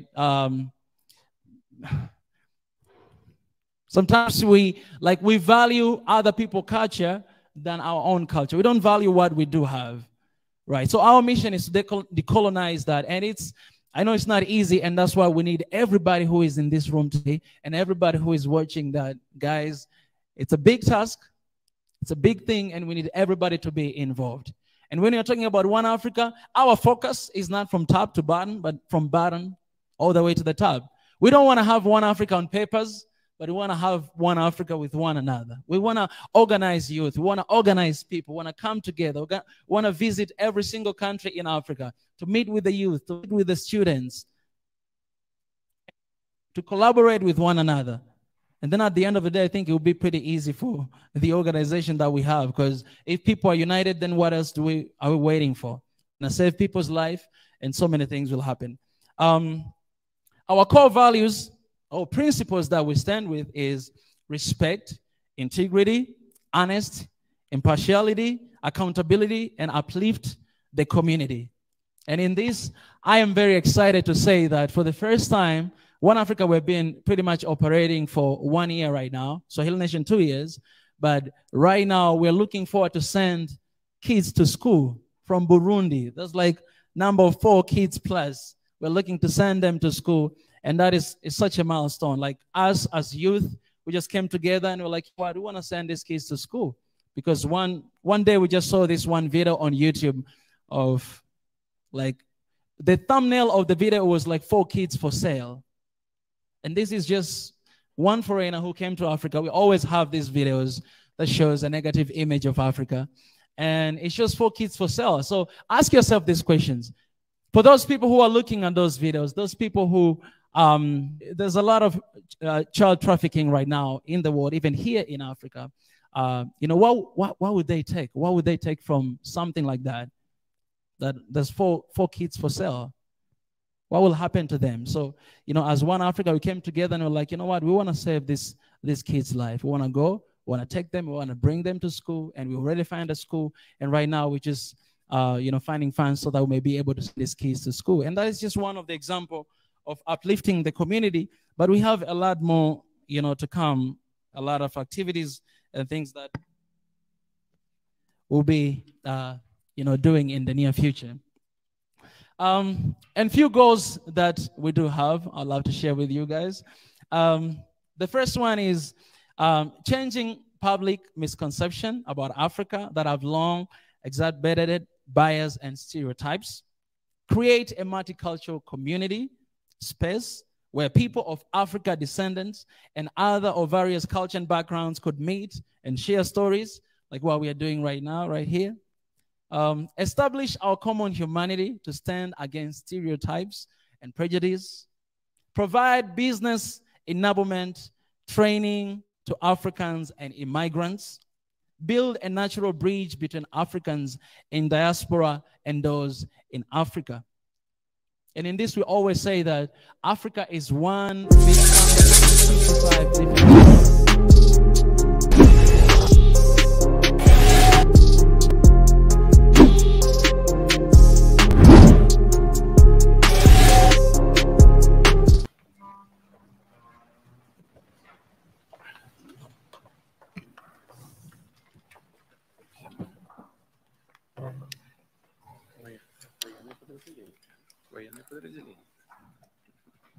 So it's like a military unit. Уважаемый господин президент, уважаемые друзья, коллеги, dear friends and colleagues. Я рад. Да. Окей. Oh, let's wait. Уважаемый господин президент, дорогие друзья, прежде всего хочу выразить вам признательность за то, что вы откликнулись на приглашение и нашли возможность принять участие в работе второго саммита Россия-Африка. Думаю, вы согласитесь со мной. Встреча была полезной, разнообразной. Люди высказывали свои мнения, и эти мнения были разными, но все-таки вся работа проходила в духе was in the spirit of friendship and mutual understanding, and we were searching for solutions to any problem, and everybody was interested in finding such solutions. During the summit, we discussed different areas of cooperation between our country and the African continent, and our today's meeting will help us to talk about our bilateral relations and maybe set some plans for their further development. The countries between our countries, our relations are friendly. Traditionally, last year we celebrated 55 years since the diplomatic relations were established between our countries. We know that in your country, everybody likes Russia, and you are interested in our country. And I heard about that from your short address yesterday. On our part, we also think that it is very important to develop relations with Burkina Faso. We decided to resume the activities of the Russian embassy, which was closed in 1992. And I'm sure that our embassy will help us to continue to develop our relations. Our political dialogue is consistent. In December 2022, your Prime Minister of your transitional government visited Russia. And in June, there were talks between our defense ministries. Also, the inter-parliamentary connections are being strengthened, which is also important, and we're ready to develop our trade and economy ties. Товарооборот у нас пока скромный. Our trade is not as impressive. The level of trade is not as impressive, even compared to the level of trade with other African countries. But we're also working together on different agreements and treaties concerning civil aviation and sports and education and qualifications. Содействовать вашей стране в подготовке национальных кадров в России по гражданским специальностям. В 2023-2024 учебном году для Буркина-Фасо выделено 10 государственных стипендий. В случае заинтересованности рассмотрим возможность увеличения этой квоты. Между нашими странами налажена координация по актуальным вопросам международной политики. Отмечаем хороший уровень взаимодействия в ООН и других международных организаций. В июне правительством России принято решение о внесении в фонд Всемирной продовольственной организации ООН для оказания гуманитарного содействия ряду стран в качестве добровольной помощи 10 миллионов долларов, из них $2,5 пойдет на Буркина-Фасо. Уважаемый господин президент, уважаемые коллеги, друзья, мы искренне рады вас приветствовать в России и рад нашей сегодняшней встрече. Благодарю вас.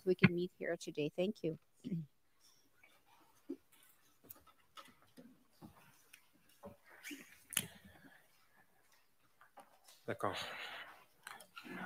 Donc, bonjour à tous, Monsieur le Président. Donc, c'est un honneur pour nous d'être là ici, à ce deuxième sommet, comme vous avez pu le constater hier. At the second summit of the Russia-Africa Forum, as you pointed out yesterday. Donc, surtout and I would like to express très ardent entre les peuples burkinabés friendship et biélorusses. at this important que la situation donc, que la Russie vit actuellement avec l'opération militaire spéciale. People and people of Burkina Faso are friends. Russia is conducting a special military operation. I would like to assure you that we support you, your government. Our people support your government. Yesterday, we held a number of meetings and we noticed the variety of different problems that we encounter. And this morning, we will be able to talk about our bilateral relations more. We talked about the embassy, the Russian embassy, was the Soviet embassy, which was closed in 1992, but we already took certain steps that would help you open the embassy again. I think that your military mission would also be helpful in our region because there's a lot of turbulence in our region. And we would like to see changes in our policies. Some of our traditional partners are turning their backs to us, and we can see who our real friends are. And Russia is our real friend and has been a real friend since we were a colony and continues to support us even today. I think that during the summit we learned about the events in Niger where the military took over the government, and that affects us directly. And I mentioned that in my address yesterday. I also met with some heads of states on the sidelines of the summit, and they shared about things that happen in their countries, in our region. So indirectly, something that these are the challenges that Russia Il se peut que dans les jours à venir, ce pays connaisse des sanctions. We need to take into account these parameters in our diplomatic relations. And I also think that we need to work towards lifting all sanctions. And we want to see a multipolar world where every country is sovereign. We are fighting against terrorism currently, and we have different partners in this fight, but we're all neighbors, and I hope that we will be able to be effective in this fight. À ces échanges, comme vous l'avez signifié, les échanges commerciaux sont assez faibles entre nous. With the government of the Russian Federation. And déjà avant qu'on arrive ici, there's a lot of potential for our bilateral relations, but we signed an agreement between a Russian company and businessmen from our country. We are talking about the export, and we hope that we will be able to develop this industry qui réexportait donc vers la Russie ici. Because nous avons jugé nécessaire d'établir ce pont aérien pour que la prochaine production ça puisse se faire directement. Dans ce sens, nous pouvons aussi donc à travers le commerce signifier que nous avons une diversité quand même de produits qui pourraient intéresser la Russie.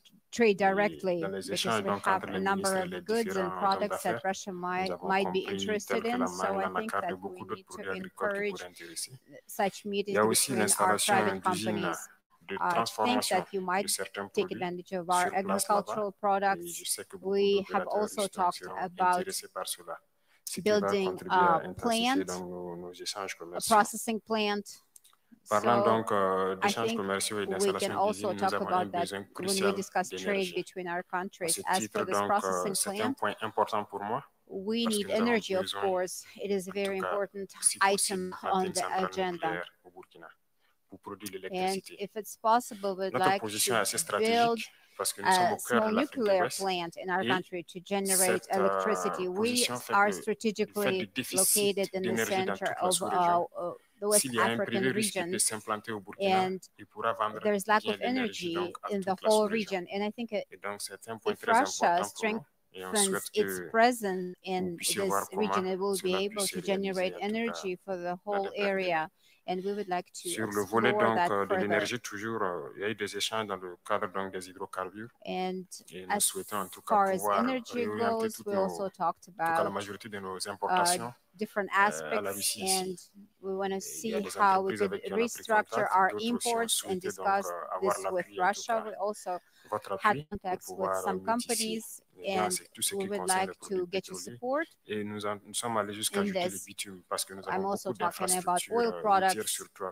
We have the infrastructure that could be developed and built. We hope that you can support our producers. So we'd like to get your support in this respect. As for the agricultural sector, we are already thankful to you.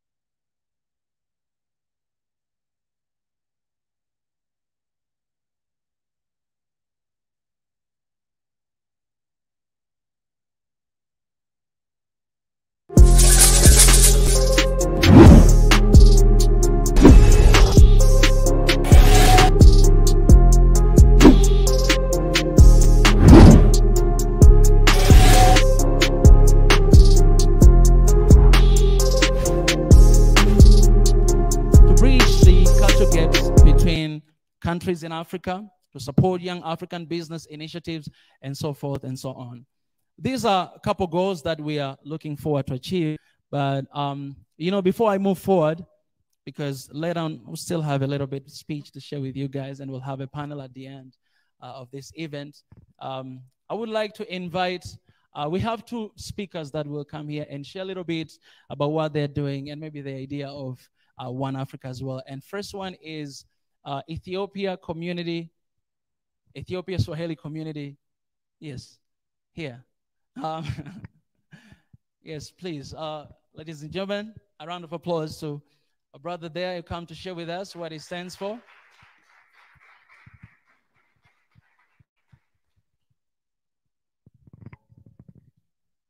Thank you. Thank you so much. Karibu. Habari ya asubuhi. Ndemna adarachu, ndemna arafadachu. Sisi ni Ethiopian Swahili Community ama jumuiya ya Kiswahili ya Ethiopia.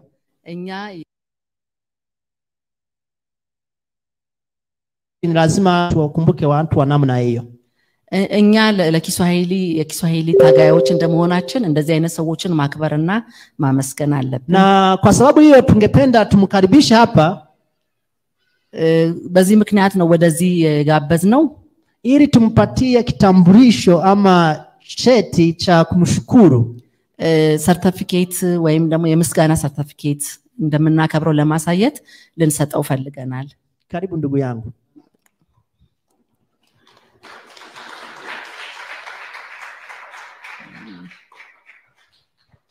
Hii ni cheti kutoka Ethiopian Swahili Community. ይሄ ሰርቲፊኬት የተዘጋጀለት ከኢትዮጵያን ስዋሂሊ ኮሚኒቲ ነው ambayo inatambulika na Baraza la Taifa la Kiswahili la Tanzania.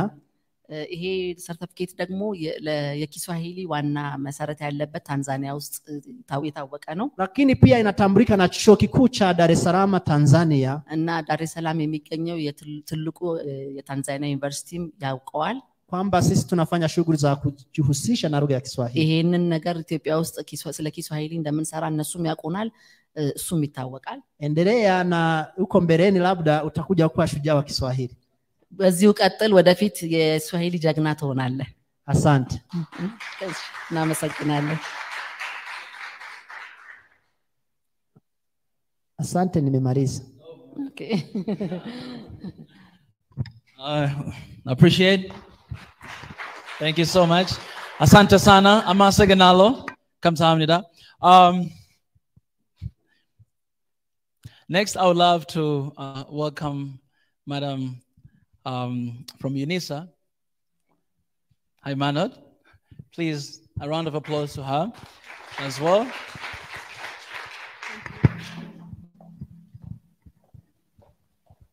She'll introduce herself, who she is and what she does, and whatever that she has. Welcome. Thank you, Mika. Thanks for having me. I'm here today just to say a little bit about UNISA Ethiopia Alumni Association. But just before starting that, I would like to say a few things about the University of South Africa or UNISA. Okay, the University of South Africa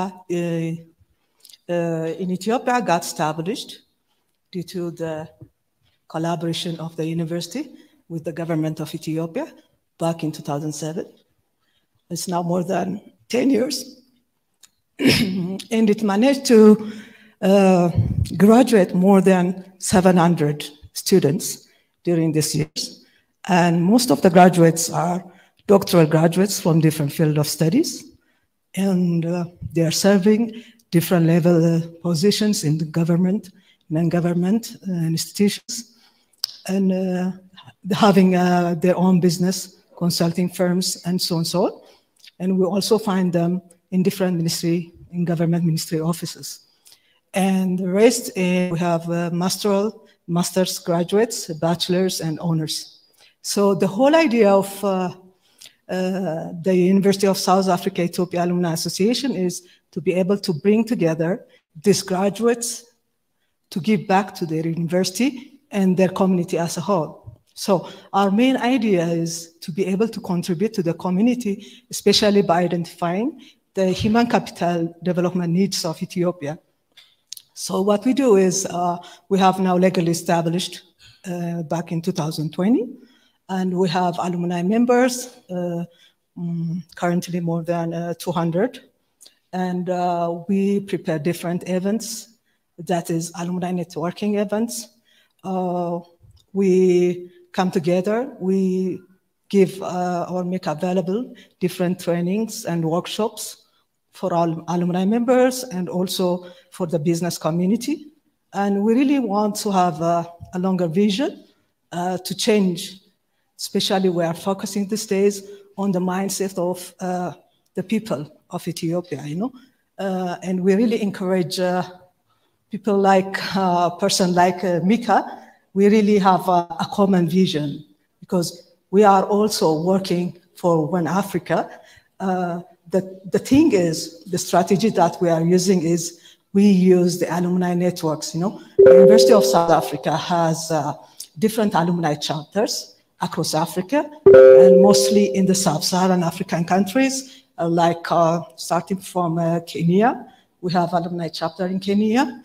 Here I am the alumni chapter for Ethiopia. We have in Mozambique, in Botswana, Zambia, South Africa.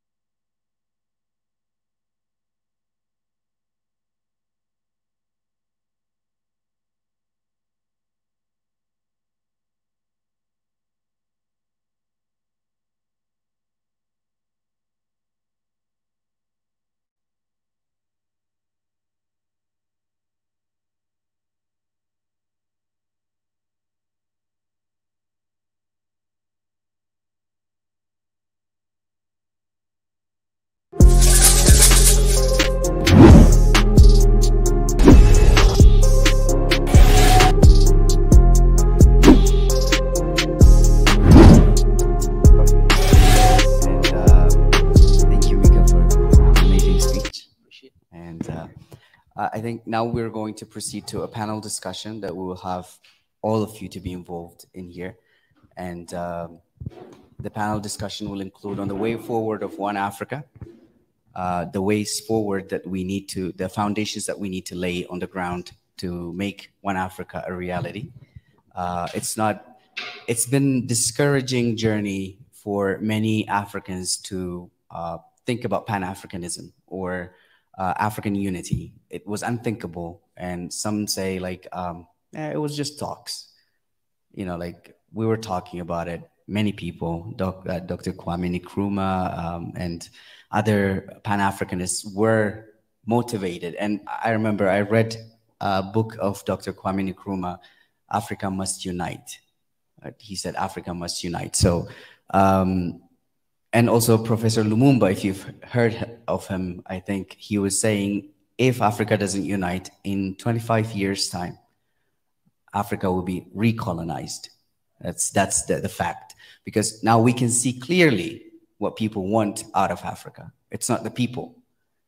They're not interested in our safety, in our security, or in our health, or in our knowledge. They're only interested what the land possesses. That's the resources underground.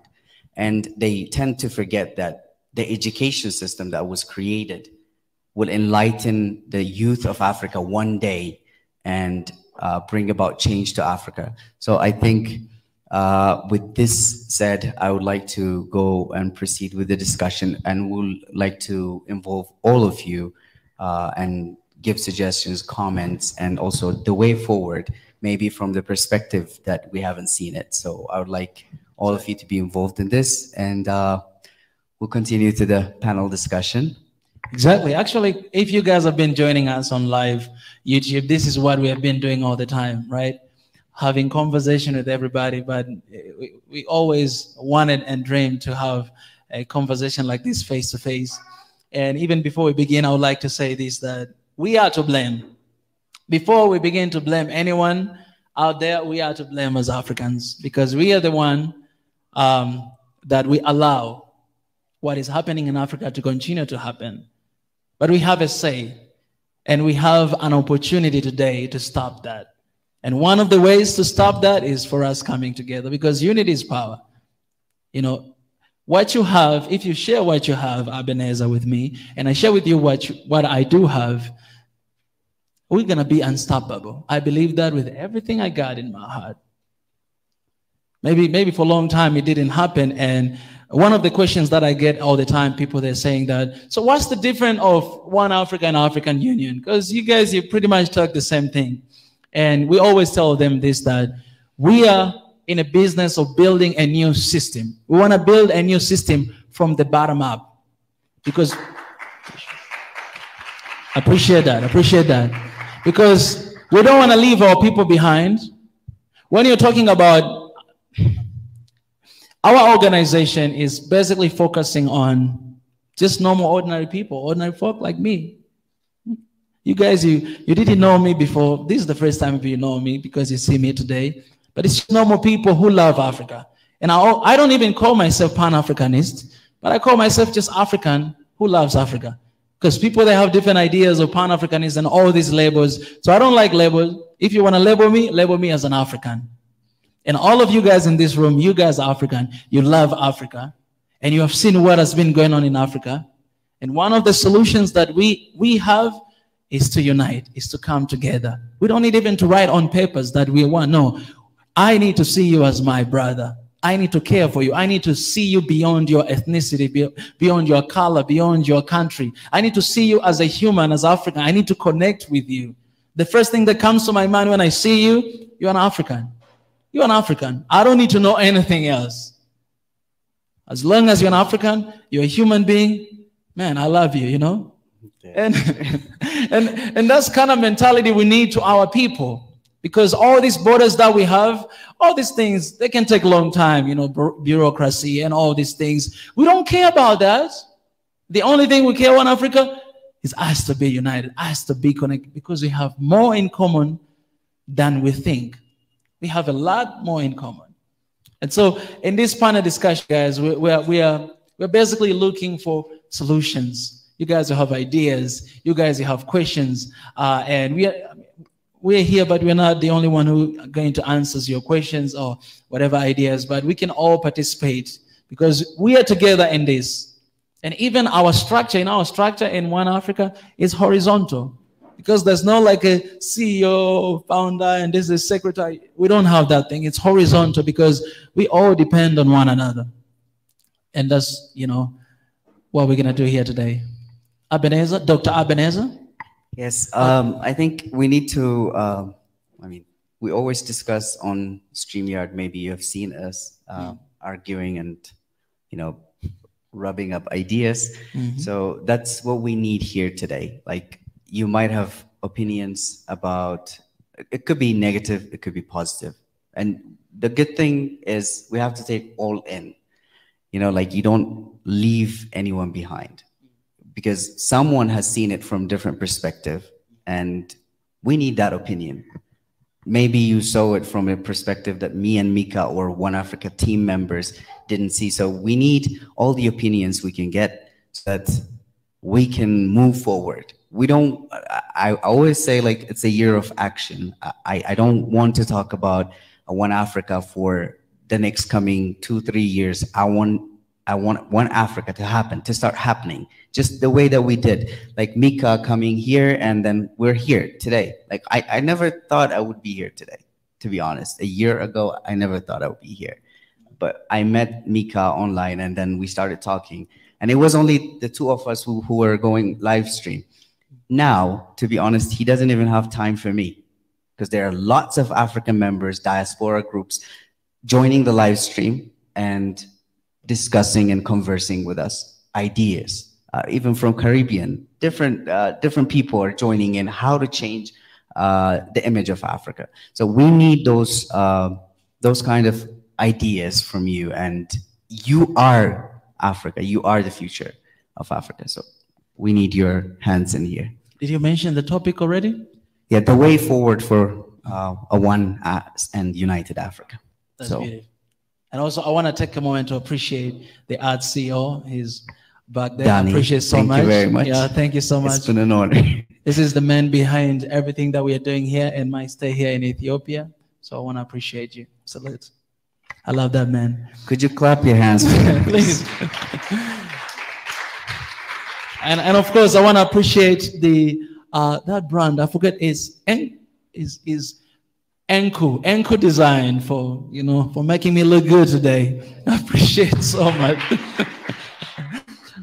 All right, guys. So anyone who wants to begin, please, you can go. And talking about this year, 2022, in One Africa, we call a year of action. So our core value is love, peace, and unity for Africa, right? So we believe what we are trying to act is love in action, peace in action, and unity in action. We don't just want to talk about love or show love, but we want to become love, And another policy that we have for this year that we have to be brutally honest with each other. We don't want to be honest with one another because there's a lot of hidden stuff, we don't want to bring, on the table. But if you watch your live stream, sometimes, as he said, sometimes we argue because we want to be honest with one another with what we are going through and how can we get out of that. So anyone in the room who want to go first for this? Let's begin with you, Ebenezer, shortly, because I know you love speaking. What is the way forward? What is in your mind?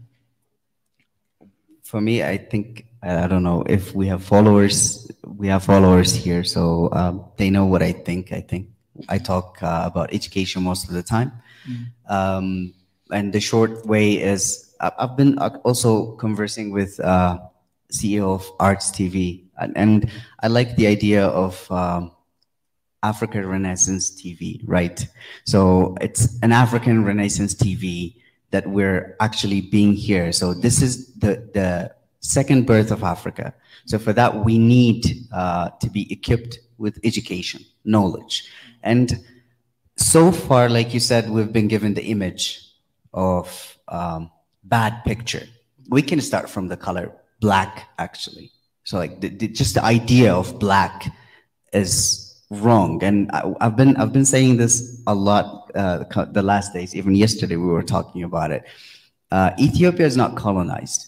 has never been colonized. But if we're brutally honest about it, now we are colonized with the ideas, not with the people coming here with weapons and guns, but with ideas we're colonized. Because once we started talking about Africa and African unity, we were conversing with Mika and Big E, Kuru Ethiopia on the live stream. We started discussing things, and finally I noticed something that wasn't actually Ethiopian. And it was the first time that I actually opened my eyes and observed.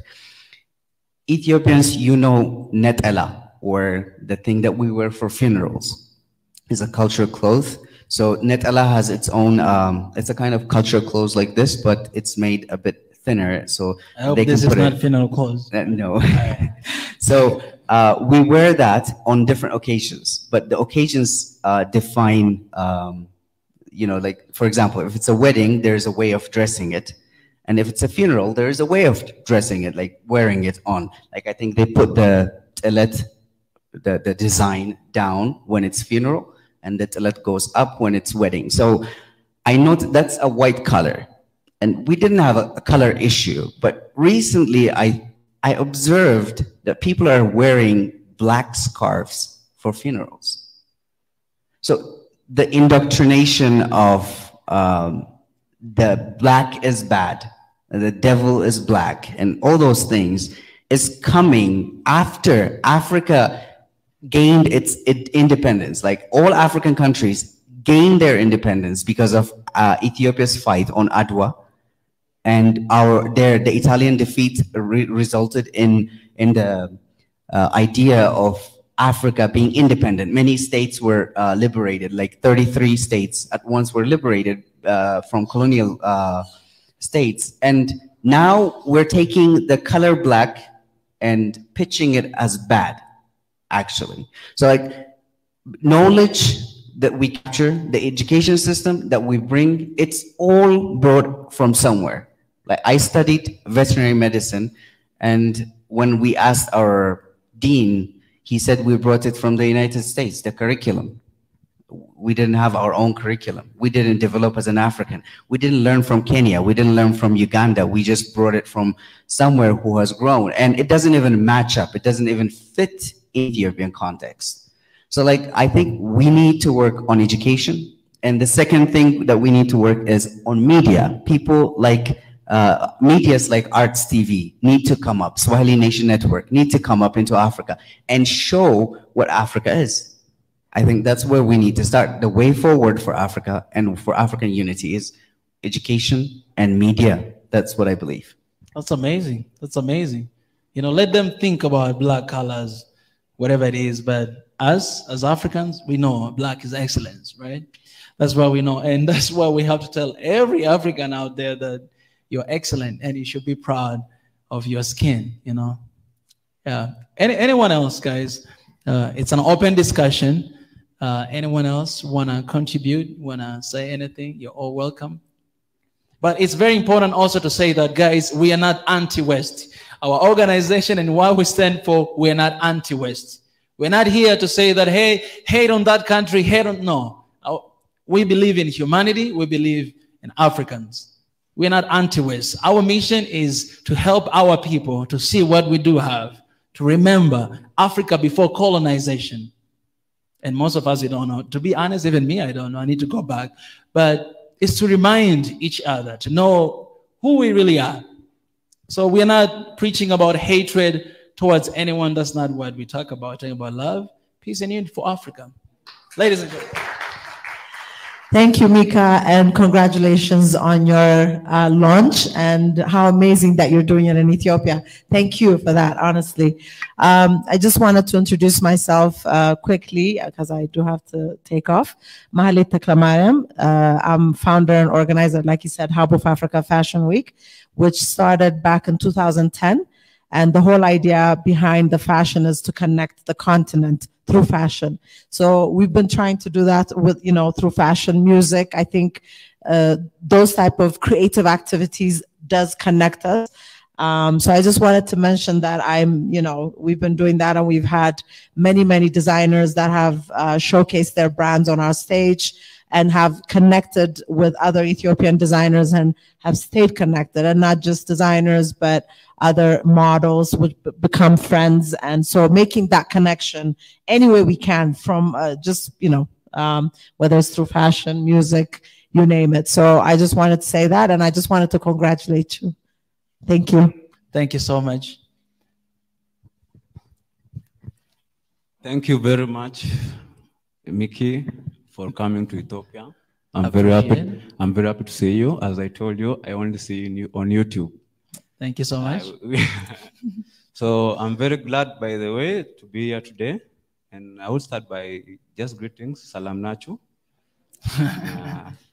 I'm Jambo. Jambo. So how is everybody doing? The first my name is Rod. Sorry, I'm very sorry for being rude. My name is Rod Gatkor. I'm a member of the Ethiopian Swahili community, and I'm an advocate. I would say an advocate for Swahili. We're trying to introduce Swahili to be a common language in Africa. As for now, 26 countries are speaking Swahili language in Africa. If you don't know, some of you might not know, but 26 countries actually are speaking Swahili. And we're trying to we're trying to improvise this language to be an African language, to bring community into people. So as an Ethiopian, you can go to Kenya, you will speak in Swahili. You come back to Ethiopia, you can speak in Amharic, no problem. But we're just trying to bring some, just unique, yeah, it's called unique. So I won't discuss a lot, and I won't talk a lot on some points that have already been stated by Mickey's presentation or speech. He has stated a lot. I want to talk on them, but he has already stated on the history of Africa, knowing who's an African or who was an African before being colonized. I wanted to talk that, but before that, it has already been stated. I will focus on one point only. I'm focusing on our leaders. I won't go into elsewhere. I only focus on our leaders. I know knowledge is power. With knowledge, you can do anything. With knowledge, you can... Educated people, I think most of educated people are the one getting the jobs. An illiterate person is hard for him to get a job, yeah? This is a colonized mind. So skill is better than education. I know that. Because I know most of millionaires are dropouts. So those are facts, but I won't go deep into those. My only focus is on our leaders. Who are our leaders? And what is their part? What is their role on African or being one Africa? I love my leader. I love Dr. Abiy so much. I love his actions. I love his speech. He's like a role model to me. He's trying to bring African as a unity. He's bringing unity to Africa. And I saw them with President Uhuru Kenyatta from Kenya and the other leaders, the way they are handling themselves during the African summit. It was very nice. If you could have seen it online, you would be proud as an African. You have some leaders who are representing us. So, and also I'm happy for the Meskel Ababaye. They put the flags of all Africans just to make Ethiopians. These are knowledge they're giving Ethiopians without them knowing. These are Africa's flags. And all of them, these are countries you can step foot. You can step foot on. You can go and say, I'm African. Nobody can touch you. This is my color. For me, I won't brag. I am original African. I won't brag. I won't brag. We have some brothers here. So with my color, I have some history. I have little history. I can survive in Egypt. Most of you Ethiopians, from our knowledge of history, Ethiopia meaning a burnt skin. It's a burnt skin. This is what they called as Ethiopia before we call it we have emperors, yeah? Yeah, we had emperors, so we had kings. It was like a kingdom. So the people of Ethiopia were called burnt skin. Indian Ocean was called Ethiopia Ocean. So these are some historian. I'm not an historian. So we'll go to our leaders. With our leaders now, what I know from the base of knowledge, you can deny me. If you know any knowledge on that, you are free to deny. You say, Rod, you are lying. Stop lying to us. So I'm talking about the depths of countries. Our leaders. when a leader, as for I live in East Africa, some countries, I've gone to South Sudan, I've gone to Uganda, I've gone to maybe Kenya is where I live most of my life, but I'm Ethiopian. So from the changes and from their type of system of governments, and these are some, even there are more developed countries than most of African countries. Leave alone Benin, leave alone Gabon, Minam, just leave them. But just go specifically to East African countries, they're developed countries. And with those, I have problem with debt. We are having China, I'm being truthful, I'm not lying. China is investing in Africa right now, if you're trying to see. It is really investing. It's communism, yeah? I won't deny, they're helping us. We are developing, infrastructure is getting high. Ethiopia, we're developing. But how? And how does those development, how are the NGOs coming into African, while we have our own African Union who can do that part? That's one question I'm asking our leaders. The other thing, on the debt, how can another country proclaim other countries' property? It's really hard. It's really hard to understand. For example, the example is on Kampala's airport. Yeah, I think that one went viral on YouTube. YouTubers, you might know that. The one that China tried to claim the airport to be theirs if they didn't pay the debt. What was that? They say it was wrong information, according to what they said. Yeah, oh, you have some, yeah? Yeah, they say they didn't really claim. They say it was just a fake news. Just, yeah. Only they have other propaganda on Mombasa port. I think all of us, we might know that one on Mombasa port. So they try to claim that one also. I'm not going directly into China. No, I'm not influencing China only. These are examples I'm giving out. You can deny me, okay? We have Congo. Congo is the richest, let me tell you the truth, the richest country in the world that has resources. Congo River, the river itself, we can provide a hydraulic dam. It can bring electricity, as we have our own here, Rinston Dam. But these are resources that we have in our own African countries that we are not exploiting. The others are exploiting for us. And then later on, we have debt to pay. So my question is going to countries owning other countries' debts. So this is where African is being neutralized, is being brought down. They're colonizing us in another kind of way. This is what Professor Lumumba tried to say. He's not saying by force, no. He's trying to say by this type of means. So these are the means they're using. So I want us to be truthful, yeah?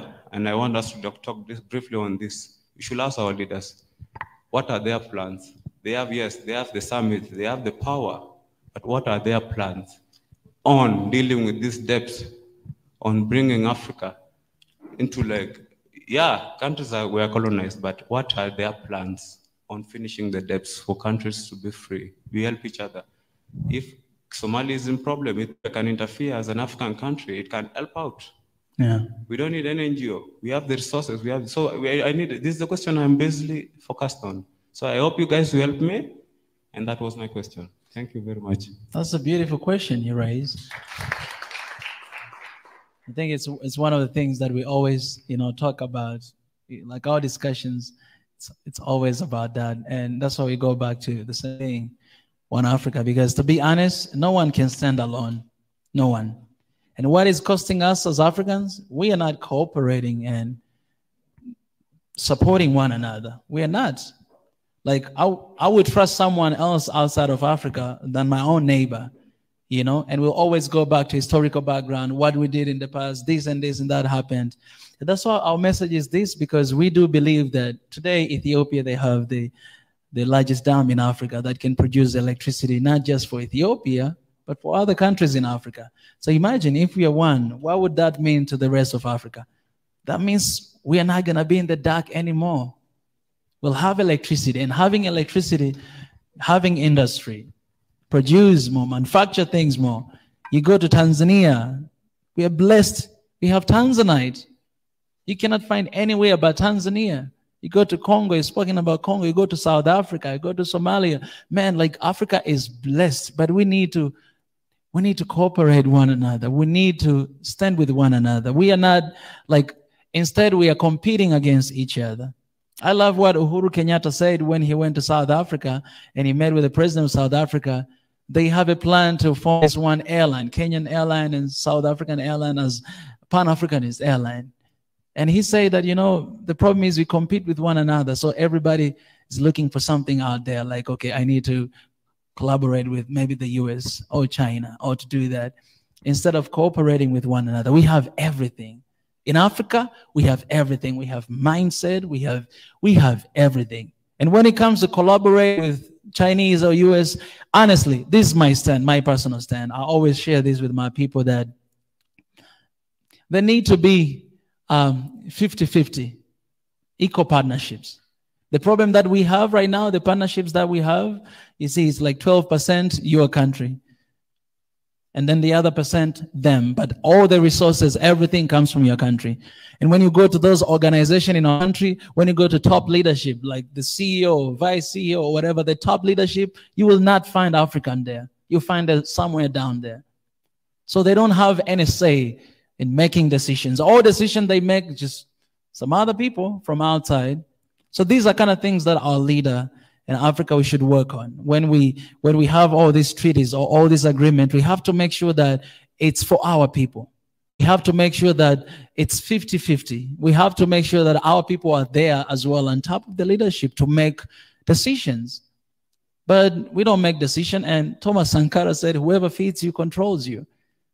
Because honestly, when they come as if I'm here to support you. I'm here to help you. But that's not the truth.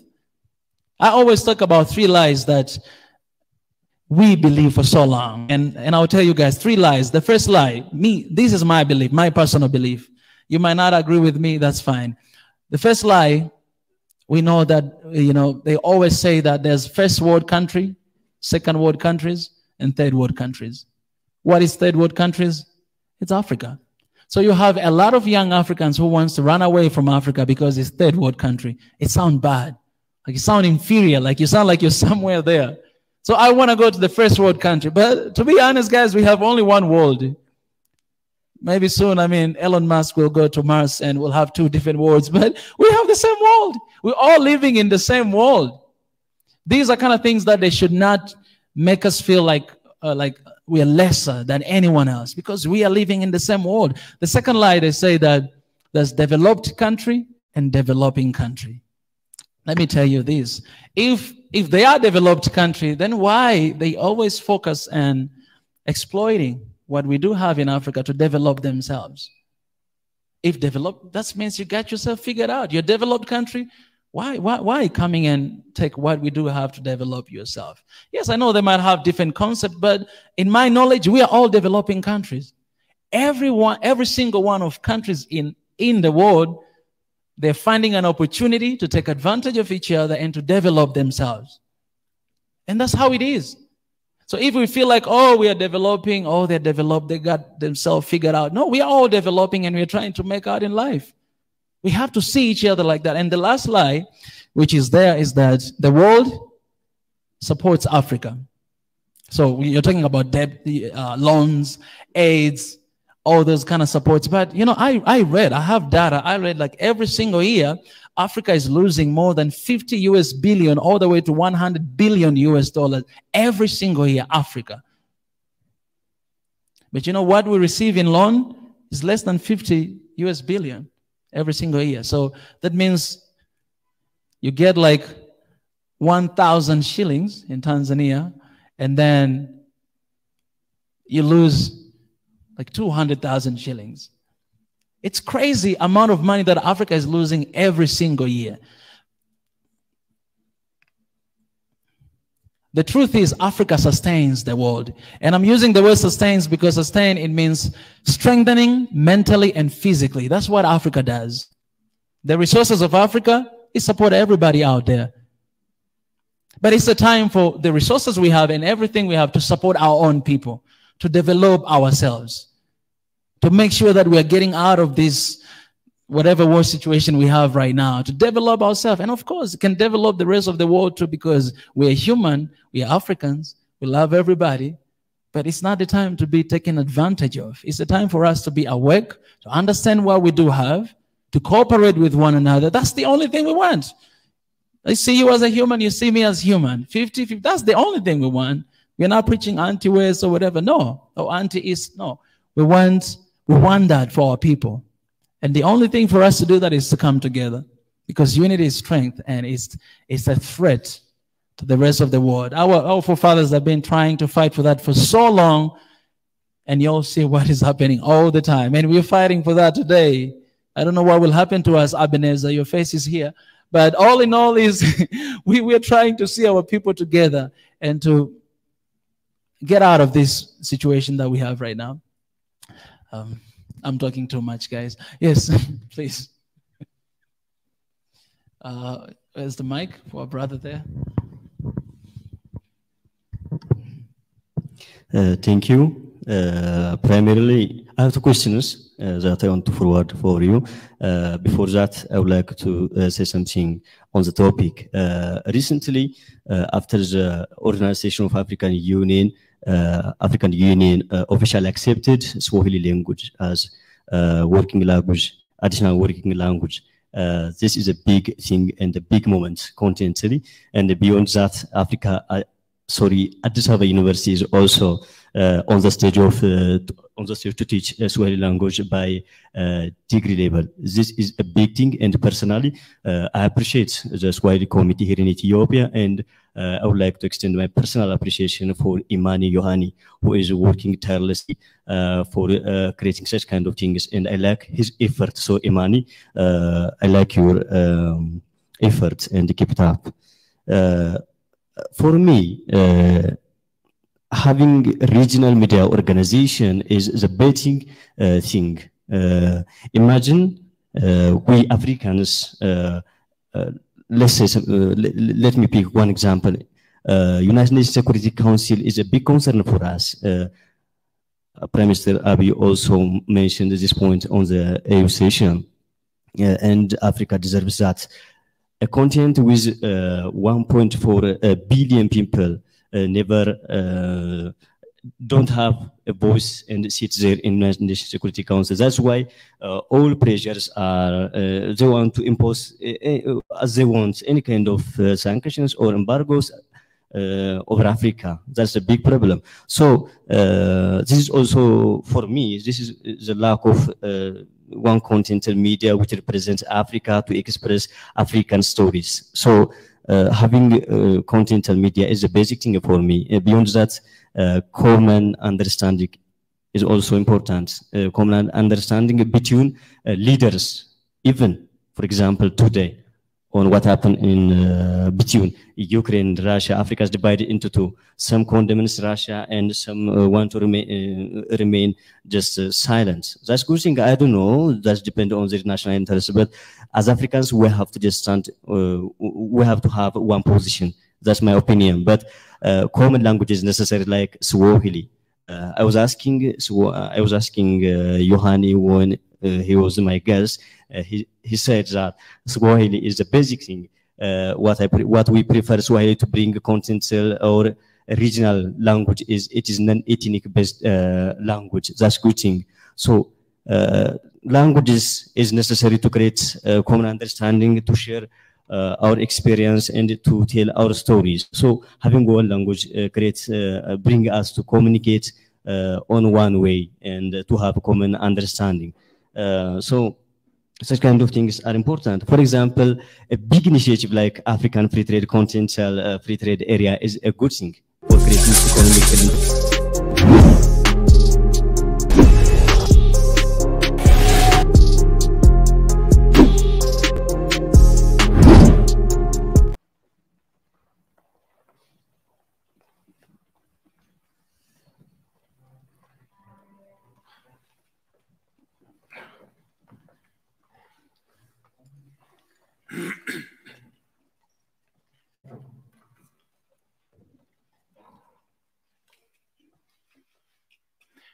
Уважаемый господин президент, дорогие друзья, очень рад вас видеть снова.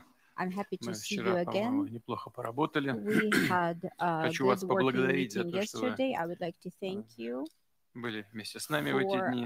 Being here with Наша us. работа During продолжается. these days, we will continue the work. На мой взгляд, саммит I прошел think that the успешно. summit was very Не в successful. последнюю очередь и благодаря вам, уважаемый господин президент, To you наши and друзья. other participants and friends Признательно who за have ваше been личное here. участие. I'm thankful Уверен, что for это your придаст personal дополнительный participation. I импульс think it will нашему give развитию наших an impetus to отношений the development с of Африкой в our целом. Ну и, relations with разумеется, Africa as a с whole Гвинеей-Бисау в and частности. Guinea-Bissau in Связи particular. между нашими странами носят традиционно Connections дружеский between характер, our countries как have в been период friendly антиколониальной борьбы, throughout так и после our обретения вашей history. страной независимости. During Мы the всегда colonial поддерживали times and also when you gained бисайское independence, государство. we В also октябре supported your отпразднуем state. In полувековой October, we'll юбилей celebrate the установления 50th дипломатических отношений. anniversary of the establishment of diplomatic В ходе relations between our переговоров countries. в I think it's a октябре very прошлого года в important Москве milestone. мы Last обсудили October широкий in комплекс Moscow, we вопросов covered региональной a wide повестки, variety of перспективы двустороннего issues взаимодействия. and the prospects И of our bilateral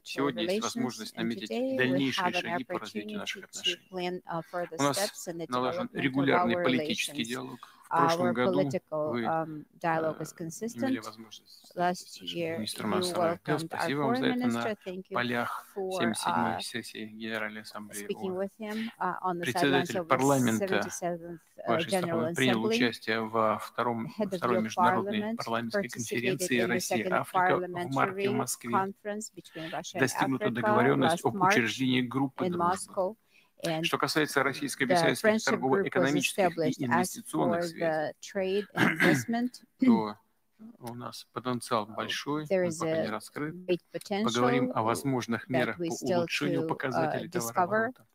We are Видим going to cover that перспективы in more в таких detail. We сферах, как see геологоразведка, the освоение future минеральной сырьевой for базы, geology and развитие exploration, инфраструктуры, энергетика, developing сельское infrastructure, хозяйство и energy, рыболовство. agriculture, and fishing. Устойчивый характер носит сотрудничество в сфере Our образования. cooperation in education has also Еще been раз constant and вспомним, что в consistent. советских российских вузах In было подготовлено свыше Soviet 5000 and Russian бисайцев. universities trained За over последние 5 лет 5,000 people from your выделяемая country, квота по and стипендии увеличена более чем в we've 2 раза. increased Кстати double говоря, the в financial ответ на aid вашу that we просьбу, offer students from your уважаемый country господин in президент, response to your request, мы dear приняли как Mr. раз это решение President. увеличить So we made that decision to double the financial aid that количество we ваших offer студентов до and the 75. scholarships. And Республика also now Гвинея-Бисау we have занимает 75 spots активную open позицию в to решении students from актуальных your country. международных и Your региональных country проблем. Это is в значительной active степени in благодаря solving regional and вашим личным international усилиям, дорогой issues друг. Подходы thanks to your России и Гвинеи-Бисау personal к формированию efforts, my dear friend, многополярного and миропорядка our и approach международной to the безопасности, formation of борьбе с a терроризмом, multipolar соблюдением world норм order международного and права, international security, сохранению fight against центральной и terrorism, координирующей роли upholding ООН. international Это law, вопросы, по and которым наша позиция also очень близки с the вашей. central role of the UN. Отмечаем, Our что ваша approaches are страна very similar традиционно to all поддерживает these важные issues. для So нас traditionally, внешнеполитические your инициативы. country has supported И благодарны за international неизменную initiatives поддержку of наших our кандидатур country, в выборные and органы we системы ООН are и thankful другие that you международные support организации. our candidates Я in the очень UN рад and other нашей international новой встрече. organizations, and I'm really happy that we are able to meet here again. Très bien. Je vois la traduction en français. D'abord, on remercie et on félicite l'organisation de cette it was a grand French sommet et la qualité de translation, so I'm l'organisation. going to speak in French. Thank you for the wonderful organization of this summit. We've participated in multiple summits, but the one that we participated in this year was truly wonderful. Thanks to you. C'est vrai qu'on a une relation très traditionnelle avec la Russie. I knew that we were going to have this bilateral meeting. Traditionally, we've had good relations with Russia, and this year we'll celebrate 50 years of our cooperation and partnership. And that's why we had to come to the summit. We made sure that we would be present here at the Russia-Africa summit so that we would pay respect and show the level of relations between our countries.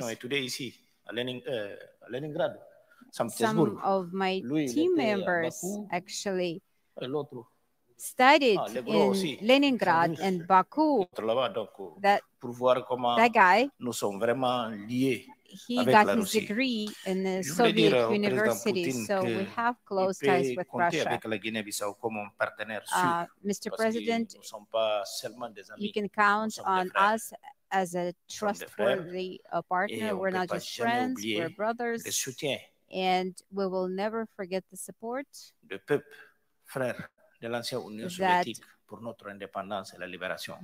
our brothers, our Soviet brothers, gave us in our strive for independence. We are an independent country now, all thanks to you, and we will never forget that. So we came here, we weren't afraid. Our flight took 22 hours through Spain and Turkey, and we had enough courage to take that long trip. We had to make sure that we would be here. Yes, it's somewhat of a Cold War era now, but we had to be here. So, Mr. President, thank you for your attention. And we already got answers to our requests. Nevertheless, we would like to be sort of a door to the African market, a door for Russia. Today, we have a special group, Troika, and I'm a co-chair of this group. And now we have Nigeria, that heads up one of the major summits, and several leaders were present at the summit. So Burkina Faso, Benin, and some other countries who are active participants in this Troika. And we hope that Russia will give us its support, because we've always had your support, and we know that Russia is a good partner. We know that your country elects its presidents. There haven't been any unconstitutional regime changes, and we have to note that there are vast resources in our country, and we can take advantage of that potential. I think that we can develop our partnership in training and educating professionals. I remember that I had geography, chemistry teachers from the Soviet Union when I was a student. And the level of education was really high, because we had those professors, those teachers. Now the level of education has gone down somewhat, but we hope to restore it. Mr. President, that I think that Russia is the kind of partner that we can really trust, and you can count on us as well. There's a Russian company, oil company, Lukoil. This company is an expert in anything that comes to oil, and this company helps us explore our oil reserves. We would like for the Russian government to take a more active role in that and help this company advance. You have a lot of experience in this area, and we are ready for this cooperation, and we are ready to work with Russian companies.